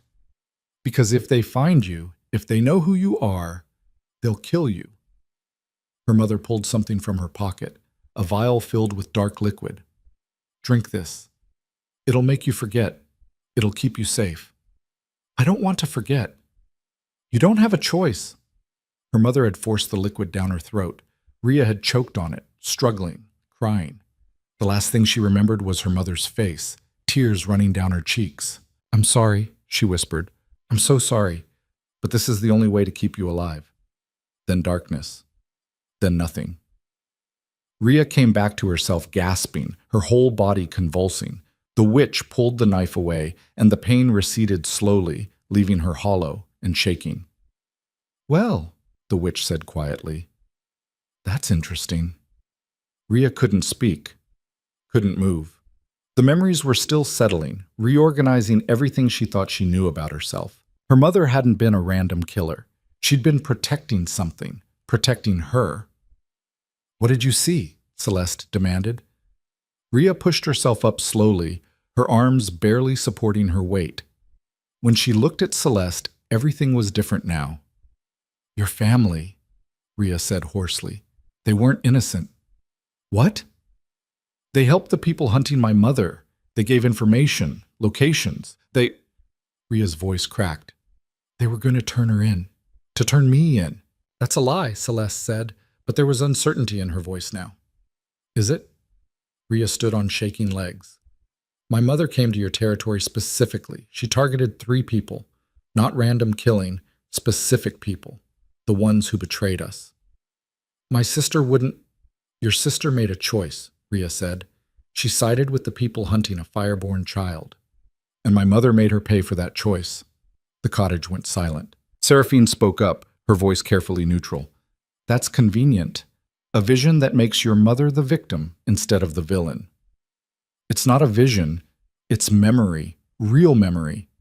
Rhea turned to the witch. Tell them if I'm lying. The witch was quiet for a long moment, then she nodded slowly. She's not lying. What she saw was real. What her mother did was real, and what your family did, she looked at Celeste, was also real. Celeste's face had gone pale. No, that's not. My sister would never. Wouldn't she? The witch's voice was gentle now, almost kind.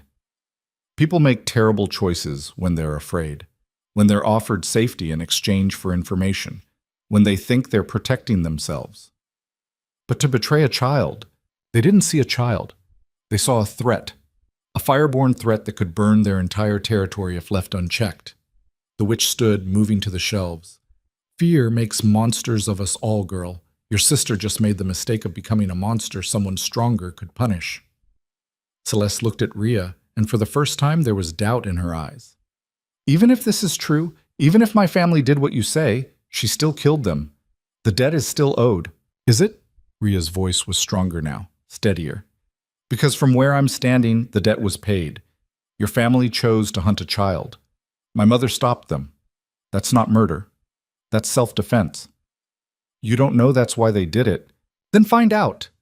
Rhea stepped closer. You said you've been searching for answers for 17 years. Well, here's your chance. Go back to your territory. Look through your sister's things, her papers, her correspondence. See if you find anything that connects her to the people who are hunting fireborn wolves. And if I don't find anything, then I'll submit to whatever punishment you decide. Rhea's hands were still shaking, but her voice didn't waver.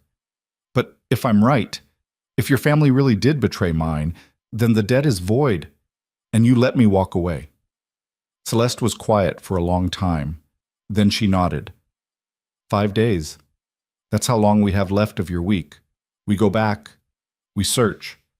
And if I find proof that you're telling the truth, she paused. Then we're done. And if you don't? Celeste's expression hardened. Then you die. Just like your mother should have. It wasn't perfect. It wasn't safe. But it was more than Rhea had 5 minutes ago. Deal, she said. They left the cottage as the sun was setting, the forest around them already deep in shadow. The witch watched them go from her doorway, her ancient eyes unreadable. You gave up something precious today, she called after Rhea. Make sure it was worth it. Rhea didn't answer. She couldn't remember her first transformation anymore, couldn't recall that foundational moment of becoming what she was. But she remembered her mother now, remembered the truth, and that was worth everything. The journey back was different. Celeste's wolves kept their distance, watching Rhea with new expressions. Not quite respect, not quite fear. Something in between. Seraphine walked beside her, silent and tense.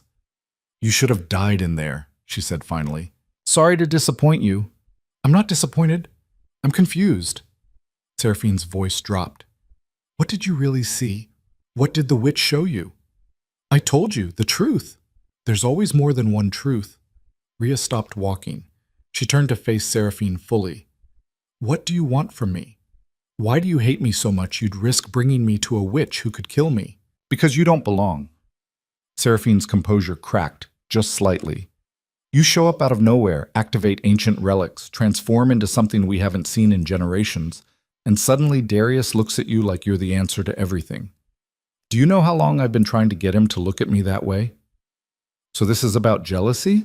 This is about order. Seraphine's voice rose. I've spent my entire life following the rules, playing the game, being perfect, and you just exist. And that's enough.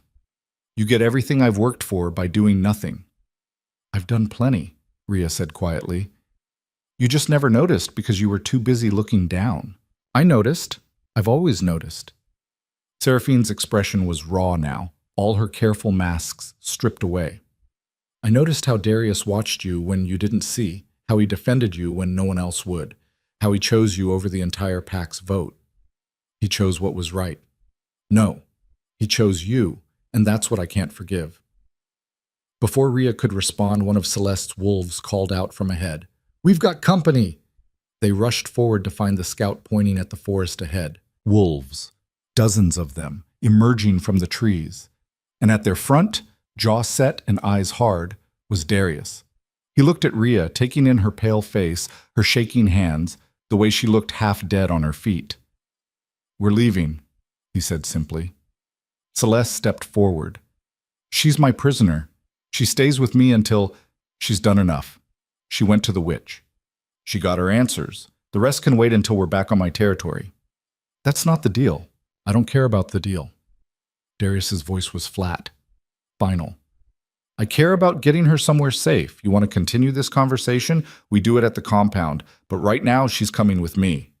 Celeste's wolves tensed, hands moving to weapons. Darius's wolves did the same. For a moment it looked like the forest was about to become a battlefield. Then Rhea stepped forward. "Stop!" Everyone looked at her. "I'll go back with Celeste," she said. "We had a deal. 5 more days to search for proof. I'm going to honor that." "Rhea," Darius started, "I need to see this through." She met his eyes. "If there's evidence that my mother was right, that the people she killed deserved it, I need to know. And so does Celeste." Darius looked like he wanted to argue, like he wanted to throw her over his shoulder and run. Instead, he took a breath and nodded slowly. 5 days. Then I'm coming back. And if she's not safe, if she's been harmed at all— "I understand," Celeste said. 5 days. Darius looked at Rhea one more time. "Don't die." "I'll try my best." His wolves melted back into the forest, and he followed, though his eyes stayed on her until the darkness swallowed him completely. Celeste turned to Rhea. "Let's go. We have work to do." They reached Celeste's territory by dawn. The tents were quiet, most wolves still sleeping. Celeste led Rhea to a different tent this time, larger, filled with boxes and crates and stacks of old papers. "This was my sister's," Celeste said quietly. "Everything she owned. I've gone through it 100 times over the years, looking for answers, looking for something that made sense." "Maybe you weren't looking for the right thing," Rhea said. "Then help me look." They worked in silence, pulling out documents, reading through letters, checking every scrap of paper for something that might prove the story Rhea had seen. Hours passed. Then Rhea found it. A letter, old and faded, tucked in the bottom of a chest. The handwriting was neat, professional, and the content made her blood run cold. "Celeste," she said quietly, "you need to read this." Celeste took the letter, her eyes scanning the words. As she read, the color drained from her face. "No," she whispered. "No, this can't be." The letter was from someone in a northern pack, someone offering payment in exchange for information about fireborn wolves operating in the southern territories. And at the bottom, in her sister's handwriting, was a response. "We know of one, a woman and her child. They've been seen near our borders. What are you willing to pay?" Celeste's hands shook. The letter fell from her fingers. "She did it," she said, her voice hollow. "My sister, she sold them out." Rhea said nothing. There was nothing to say. "For money," Celeste continued, picking up the letter again, reading it like she couldn't believe what she was seeing. She betrayed a child for money. People do terrible things when they're desperate. "We weren't desperate. We were comfortable. Safe." Celeste looked at Rhea, and there were tears in her eyes now. She did it because she was afraid, because she thought fireborn wolves were dangerous and needed to be eliminated, because she believed the propaganda. "I'm sorry," Rhea said quietly. "Don't be." Celeste crumpled the letter in her fist. "You were right. Your mother was right. The debt—" She laughed, a broken sound. "There was never a debt, just revenge disguised as justice." She looked at Rhea directly. "You're free to go." Rhea's breath caught. "What?" "The blood debt is void. You don't owe me anything. You never did." Celeste's voice was steady now, though tears still ran down her face. "I've spent 17 years chasing the wrong person, hating the wrong family, and I can't—" Her voice broke. "I can't keep doing this." Rhea stood slowly. What will you tell your pack? The truth. They deserve that much. Celeste moved to the tent entrance, looking out at the sleeping territory. And then I'll step down. Let someone else lead, someone who doesn't carry this much blood on their hands. You didn't know. I should have. I should have asked more questions, looked harder, but I was so sure I was right, so certain I was the victim. She stopped herself. Get out of here. Go back to your alpha. Live whatever life you can build. Rhea wanted to say something comforting, something that would ease the pain in Celeste's voice, but there were no words for this. So she just nodded and left. Outside, the sun was rising over the forest, painting everything gold and crimson. Seraphine was waiting by the edge of the camp. So you won, she said flatly. Nobody won. We all just lost different things. Poetic. Seraphine's voice was bitter. You're still alive. That's more than I expected. Is it? Because you're the one who led me to the witch. You're the one who knew the odds. Rhea stepped closer. What did you really want, Seraphine? For me to die? Or for me to find the truth? Seraphine was quiet for a long moment. I don't know anymore, she said finally. Maybe both. Well, you got one of them. Rhea walked past her, heading for the forest, heading home. Behind her, she heard Seraphine call out one last time. He'll never choose you, not really. You're too broken, too dangerous. Rhea stopped, looked back. Maybe, she said, but at least I'm honest about what I am. Can you say the same? Seraphine didn't answer. Rhea disappeared into the trees, leaving the camp and its ghosts behind. She had 5 days before Darius came looking for her. She'd be home in 3. Rhea made it to Blackthorn territory in 2 days, not 3. She'd pushed herself hard, moving through the forest like something was chasing her. Maybe something was. Maybe it was just the weight of everything she'd learned, everything she'd lost, pressing down until staying still felt like dying. The compound appeared through the trees at sunset, its stone buildings painted gold in shadow. Rhea stopped at the edge of the forest, suddenly uncertain. She'd left as a prisoner. A debt to be paid. What was she coming back as? Before she could figure it out, a wolf stepped out of the shadows ahead. Then another. Then 5 more, forming a loose semicircle. Guards. Watching the perimeter. One of them, a woman Rhea vaguely recognized from the kitchens, raised her hand. Identify yourself. Rhea Vance. The guards exchanged glances. The woman stepped forward, her expression unreadable. You're supposed to be with Celeste's pack for another 3 days. Plans changed. Did they? It wasn't a question. The woman studied Rhea carefully, the torn clothes, the exhaustion, the silver shackles still locked around her wrists. You escape? No, I was released. Released? The woman's eyebrow arched. Just like that? The blood debt was fraudulent. Celeste found proof her family betrayed mine first, so she let me go. The guards didn't move. Didn't lower their weapons. That's a convenient story, another guard said, a man with a scar running down his cheek. It's the truth. Truth is, we were told you'd be gone a week, coming back early, alone, with a story about being released. The man's hand tightened on his weapon. Sounds more like you killed someone and ran. Rhea's patience, already worn thin, snapped. You think I killed 50 wolves and escaped, by myself, while wearing silver shackles? Stranger things have happened. Not to me, they haven't. Rhea stepped forward. The guards tensed. Look, I'm tired. I'm hurt. I've walked for 2 days straight on maybe 4 hours of sleep total. I just want to talk to Darius, explain what happened, and then sleep for about a week. Can you please just let me through? The woman guard exchanged another look with her companions. Then she nodded slowly. Fine, but we're escorting you. And if you try anything, I know, you'll kill me. Everyone wants to kill me. I'm used to it by now. They walked through the compound in tense formation, Rhea in the center, guards on all sides. Wolves stopped what they were doing to stare. Whispers followed them like smoke. Thought she was gone. What's she doing back? Someone get the council. By the time they reached the main house, a crowd had gathered. Rhea saw Counselor Brennan pushing through, her face tight with anger. Vero was right behind her. What is the meaning of this? Brennan demanded. She showed up at the perimeter, the woman guard said. Claims Celeste released her. Celeste would never... Brennan stopped herself, looking at Rhea with narrowed eyes. Where's Seraphine? Still with Celeste's pack, as far as I know. You left her there? I didn't leave anyone anywhere. Celeste let me go. Seraphine chose to stay. Rhea was swaying on her feet now, exhaustion catching up. Can someone please just get Darius? I don't have the energy for this. The Alpha is in the Northern Territories dealing with a border dispute, Vero said. He won't be back for at least 2 more days. Rhea's heart sank. 2 more days. Then I'll wait, she said. You'll wait in a cell, Brennan said flatly, until we can verify your story. You're arresting me? We're securing a potential threat until we have more information. There's a difference. Not much of one. 2 guards moved to grab her arms. Rhea was too tired to fight.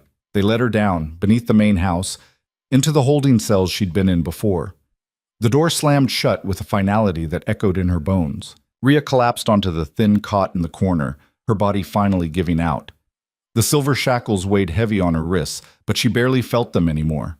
She'd survived the witch, survived the truth about her mother, survived the journey home, and now she was right back where she started, locked up, waiting for someone else to decide if she deserved to live. The irony would have been funny if it wasn't so exhausting.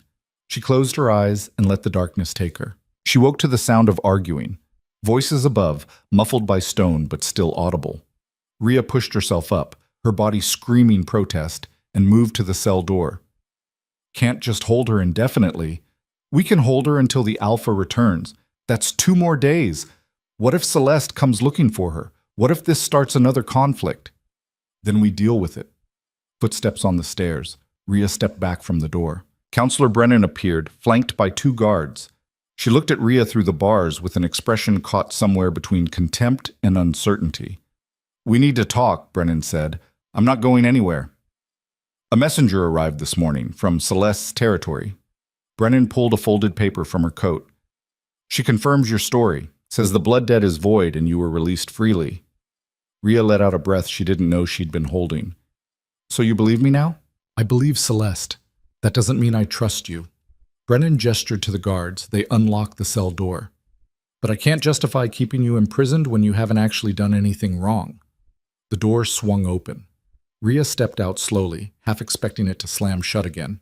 It didn't. The shackles stay on until Darius returns, Brennan said.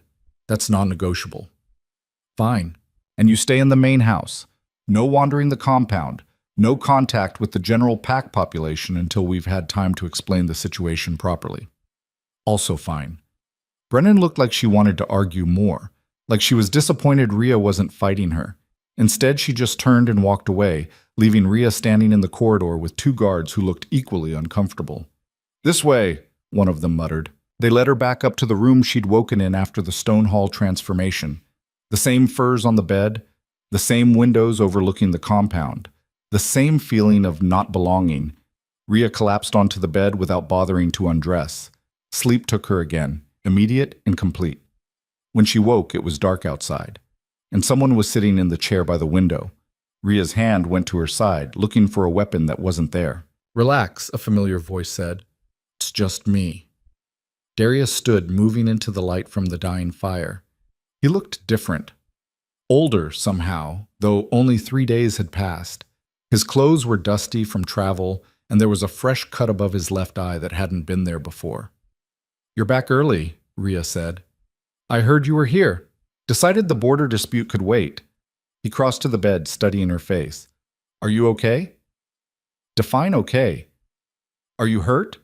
Did Celeste let me go. I told you what happened in the message. I know what the message said. I want to hear it from you.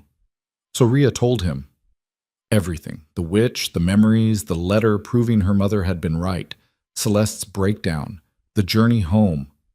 Darius listened without interrupting, his expression unreadable. When she finished, he was quiet for a long moment. Your mother killed 3 people to protect you, he said finally. Yes, and you don't remember your first transformation anymore because you traded that memory for the truth. Yes. Was it worth it?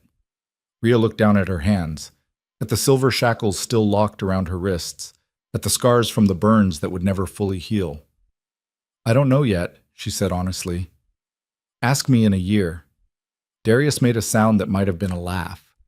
Then he reached into his pocket and pulled out a small key. "Give me your hands." Rhea held them out. He unlocked the shackles, letting them fall to the floor with a dull clank. The relief was immediate. Cool air on raw skin. Freedom in her wrists. "Brennan said these stay on until you got back," Rhea said. "And now I'm back. And I say they come off." Darius tossed the shackles aside. "You've been through enough. The council won't like it. The council can adapt or find new jobs. You can't just—" "I can do whatever I want. I'm the alpha." He sat on the edge of the bed, close enough that she could feel the warmth radiating from him. "And what I want is for you to stop being treated like a criminal when you haven't done anything wrong. I activated a sacred relic without permission. I transformed in front of the entire pack without warning. You survived," Darius interrupted, "against odds that should have broken you. That's not a crime. That's a miracle." Rhea's throat tightened. "You don't know me well enough to say things like that." "Then let me get to know you." His voice was quiet, certain. "Stay. Train. Learn to control that fire before it burns you up from the inside. Let me help you figure out who you really are." "Why?" The question came out harsh. "Why do you care so much about some servant girl who showed up out of nowhere?" "Because you're not some servant girl. You're a fireborn wolf who survived 17 years of people trying to erase her." Darius's dark eyes were steady on hers. "And because when I look at you, I see someone who could change everything about how this pack operates, how all the packs operate. That's a lot of pressure to put on someone. You handled a witch, a blood debt trial, and a week with Celeste. I think you can handle a little pressure." Despite everything, Rhea smiled. "A little? Okay, a lot. But you'll have help." "From who?" "The council hates me. Half the pack thinks I'm a threat. Seraphine wants me dead." "From me," Darius said simply. "You'll have help from me. That enough?" Rhea looked at him, really looked. At the scar over his eye, the gray threading through his hair, the weight he carried in every movement. He was offering her something she'd never had before. Not pity, not tolerance. Partnership. "Yeah," she said quietly. "That's enough." Morning came too fast. Rhea woke to find Darius gone. A note on the pillow beside her saying he'd gone to deal with the council. She dressed in clothes someone had left. Simple pants and a shirt that actually fit, a luxury she wasn't used to, and made her way downstairs. The main hall was packed. Every council member was there, plus what looked like representatives from at least 3 other packs, wolves Rhea didn't recognize, all wearing different territorial markers. And at the center of it all, standing beside Darius like she owned the place, was Seraphine. She looked different, harder. Her perfect composure was back, but there was something brittle underneath it now. Her eyes found Rhea's immediately. "There she is," Seraphine said, her voice carrying. "The girl who abandoned me in hostile territory." Rhea stopped on the stairs. "I didn't abandon you. You chose to stay. Did I? Or did you run the moment you got what you wanted, leaving me to deal with the consequences?" "What consequences? Celeste let both of us go." "After you left, yes. But you didn't know that would happen. You just ran." Seraphine's voice was sharp as broken glass. "You ran and left me surrounded by wolves who blamed me for bringing you to the witch. Who thought I was complicit in your mother's crimes. That's not—" "They held me for 2 days, Rhea. 2 days of questioning, of threats, of wondering if I was going to make it out alive." Seraphine stepped forward, "All because you couldn't be bothered to wait." The room went silent. Darius spoke up. "Is this true? Did Celeste's pack hold you?" "They were, concerned about my involvement," Seraphine said carefully. "About whether I'd known the truth all along, whether I'd deliberately led them to false information. But they let you go. Eventually, after Celeste found the letter proving Rhea's story." Seraphine's voice was cold. "But those 2 days, I won't forget them." Rhea felt the weight of the room shift. People looking at her differently now, judging. "I'm sorry," she said. "I didn't know." "Of course you didn't know. Because you only think about yourself." Seraphine turned to the council. "This is who you're protecting. Someone who puts her own survival above everyone else's. Someone who can't be trusted." Councillor Vero leaned forward. "She makes a point. If Rhea is willing to abandon one of our own in hostile territory, I didn't abandon anyone, Rhea said, louder now. Seraphine made her choice. I made mine. We both survived. That's all that matters. Is it? Brennan's voice was sharp. Because from where I'm sitting, you've caused nothing but chaos since the moment you activated that relic. The pack is divided. We've nearly gone to war twice, and now we have other territories asking questions about why we're harboring a Fireborn. She gestured to the visiting wolves. One of them, an older man with silver in his beard, spoke up. We've heard rumors, a Fireborn transformation, ancient relics responding, conflicts with neighboring packs. His voice was measured but firm. The Northern Territories want to know if the Blackthorn pack is stable, if your alpha can control what he's protecting. She's not a thing to be controlled, Darius said. Isn't she? Because from what we've heard, she's dangerous, unstable, a threat to pack order.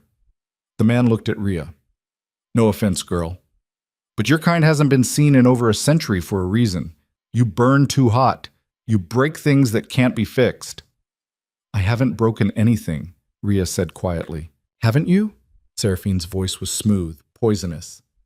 You broke the altar in the stone hall. You broke Celeste's certainty about her own family. You broke whatever trust this pack had in its leadership. She looked at Darius. And you're breaking him, making him choose you over his own people. That's not fair, isn't it? Seraphine turned to the assembled crowd. Ask yourselves, has anything gotten better since she arrived? Or has everything just gotten more complicated, more dangerous, more uncertain?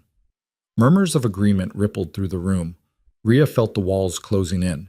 The same feeling from the stone hall, from the courtyard, from every moment in her life when people had looked at her and decided she was the problem. But this time, something was different. This time she'd seen what her mother had been willing to do to protect her. This time she knew the truth about who she was and where she came from. This time she wasn't going to shrink. You're right, Rhea said. The room went quiet. Things have gotten more complicated since I showed up, more uncertain, and yes, more dangerous. She stepped down the remaining stairs, moving to the center of the hall. But that's not because of me. It's because this pack, all the packs, have been operating on a lie. What lie? Vero demanded.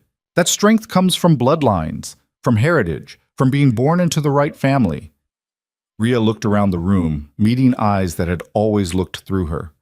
I'm proof that's not true. I'm nobody's daughter except a murderer's. I have no name, no lineage worth mentioning. By every measure you use, I should be nothing. You are nothing, someone muttered from the back. Maybe, but I'm also the first Fireborn to emerge in over a century. I activated a relic that hasn't responded to anyone, including your precious bloodlines, in generations. And I survived a week with a pack that wanted me dead. Her voice grew stronger. So which is it? Am I nothing, or am I something you're all afraid of? No one answered. Because if I'm nothing, then none of this matters. The relic was a fluke, the transformation was an accident, and you can all go back to your comfortable little hierarchies where everyone knows their place. Rhea looked at Darius. But if I'm something, if I'm proof that power doesn't care about your bloodlines or your traditions or your carefully maintained order, then you have a choice to make. What choice? Brennan asked. Adapt or die. Rhea's voice was flat. Because the world is changing whether you like it or not, and you can either change with it or get left behind. The room erupted, voices overlapping, arguing, shouting, some agreeing, some vehemently opposed. The council tried to restore order, but the chaos had already taken hold. Darius stood, and the noise cut off like someone had severed it with a blade. She's right, he said simply. Every head turned to stare at him. The pack has been operating on outdated systems for too long. Bloodlines mattering more than capability. Heritage mattering more than strength. It's made us rigid, predictable, weak. He looked at the visiting wolves. You want to know if this pack is stable? It's more stable now than it's been in years, because we're finally questioning the things that needed to be questioned. The silver-bearded man frowned. With respect, my lord, that sounds like instability to me. Then you don't understand what real strength looks like. Darius turned to Rhea. Show them. Rhea's heart kicked. What? Transform. Let them see what you really are. Here? Now? Unless you're afraid. It was a challenge, a test. Rhea looked around the room, at all the faces watching her with doubt, with fear, with contempt. Then she closed her eyes and let go. The transformation was easier this time, faster, like her body remembered what to do even if her mind had forgotten that first time. Heat bloomed in her chest, spreading outward in waves. Her bones cracked and reformed. Her shape changed. And then she was standing there, massive, flame-touched, undeniable. The hall erupted in firelight as flames danced along her spine, spreading to the floor beneath her paws. The temperature in the room spiked. Someone gasped. Ria's wolf form turned slowly, letting everyone see, letting them understand. She wasn't a mistake. She wasn't an accident. She was power incarnate. Then she shifted back, the transformation reversing smoothly. She stood on human legs again, barely winded. The hall was silent. The silver-bearded man spoke first. "That's impressive." "That's terrifying," another visitor corrected. "Both," Darius said, "which is exactly why she stays. Because if we can teach her control, if we can help her master that power, imagine what she could do. Imagine what this pack could become." Brennan found her voice. "And if we can't? If she loses control in the middle of the compound?" "Then I'll handle it," Darius said. "But I don't think that's going to happen, because she's already proven she's stronger than any of us gave her credit for." Varro stood slowly. "This is a mistake. Harboring someone this powerful, this unstable—" "I'm not unstable," Ria interrupted. "I'm just done pretending to be weak to make you comfortable." "That's exactly what makes you dangerous." "No. What makes me dangerous is that I survived everything you all put me through and came out stronger." Ria's voice was quiet now, deadly. "I could have burned this place down a dozen times over the years. Could have made you all pay for every insult, every dismissal, every moment you made me feel like nothing. But I didn't, because I'm not my mother. I don't solve problems with fire." She looked at Seraphine. "But I'm also done apologizing for existing, done making myself small so you feel big. If that makes me dangerous, fine.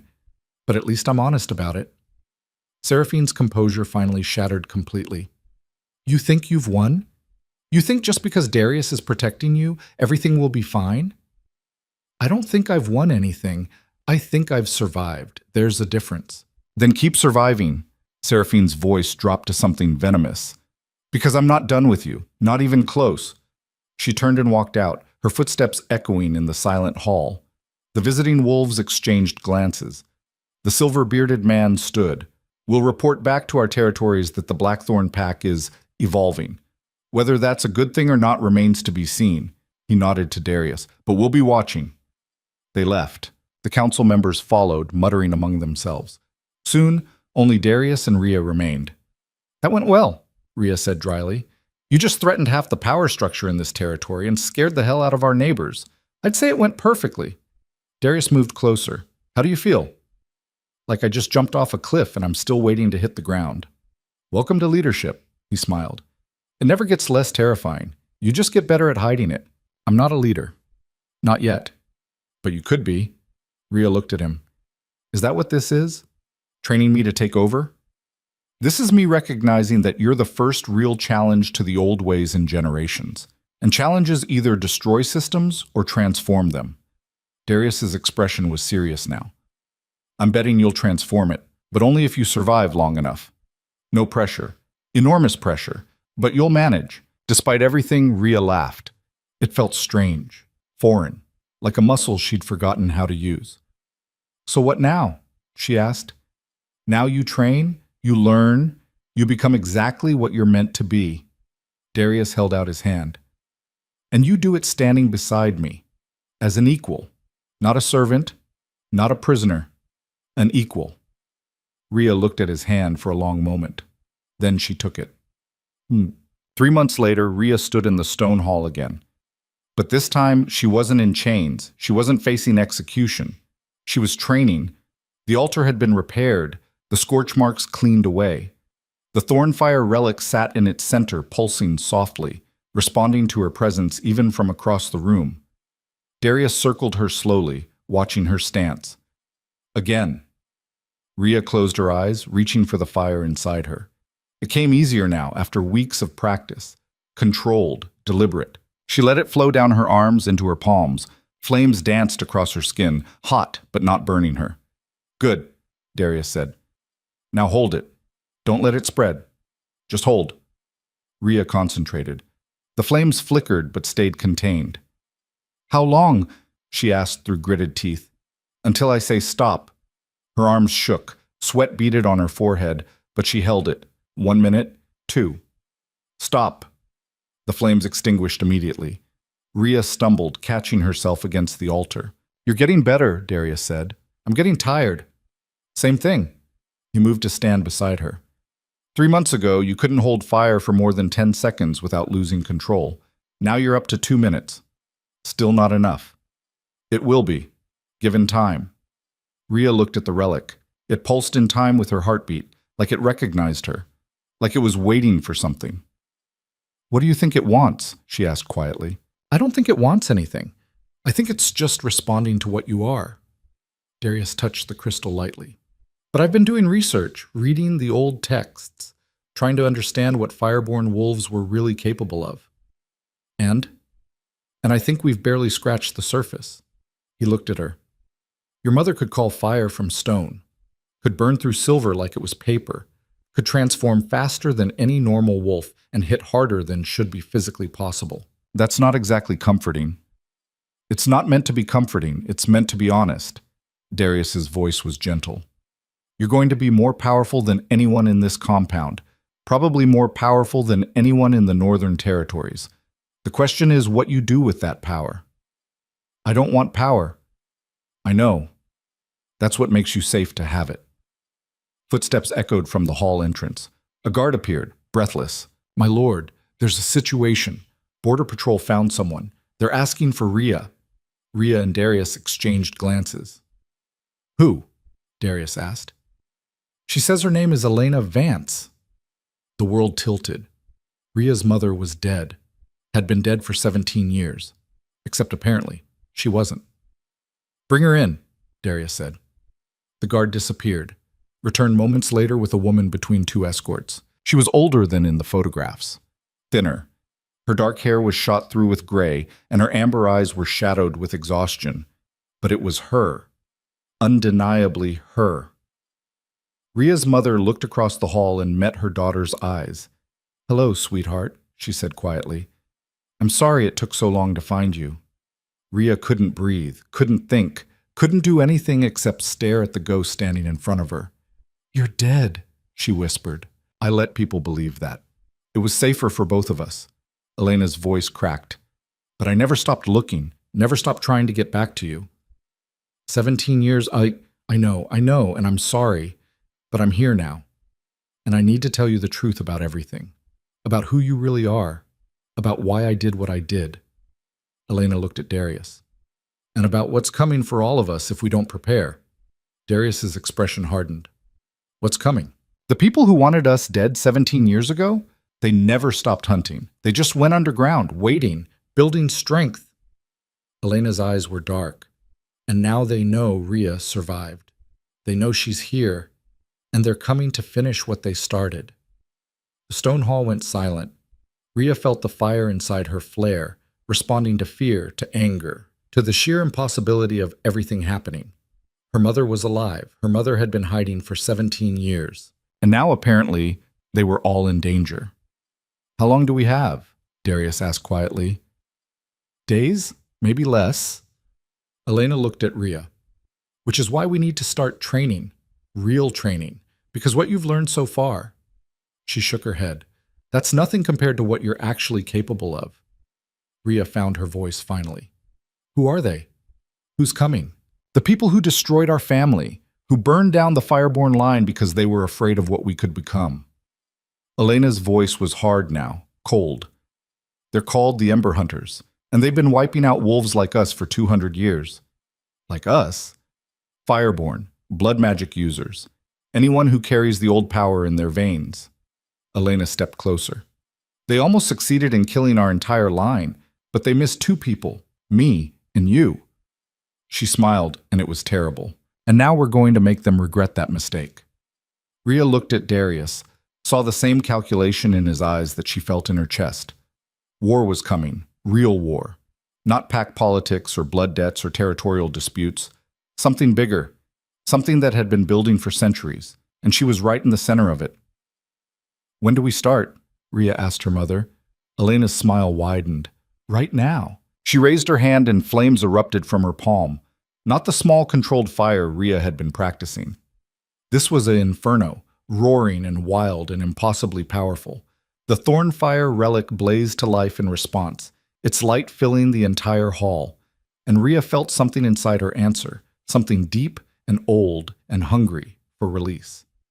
For 17 years, she'd been nothing, nobody, a servant who scrubbed floors and stayed invisible. But that girl was gone. In her place stood someone new, someone who carried fire in her blood and power in her bones, someone who'd survived everything the world threw at her and come out stronger, someone who was done hiding. Ria raised her own hand, calling fire to match her mother's. The flames merged, twisting together, growing until the entire stone hall was bathed in gold and crimson light. Outside, wolves gathered to watch, some in fear, some in awe, all of them understanding finally that everything had changed. The servant girl was gone. In her place stood the Fireborn, and she was done apologizing for burning bright.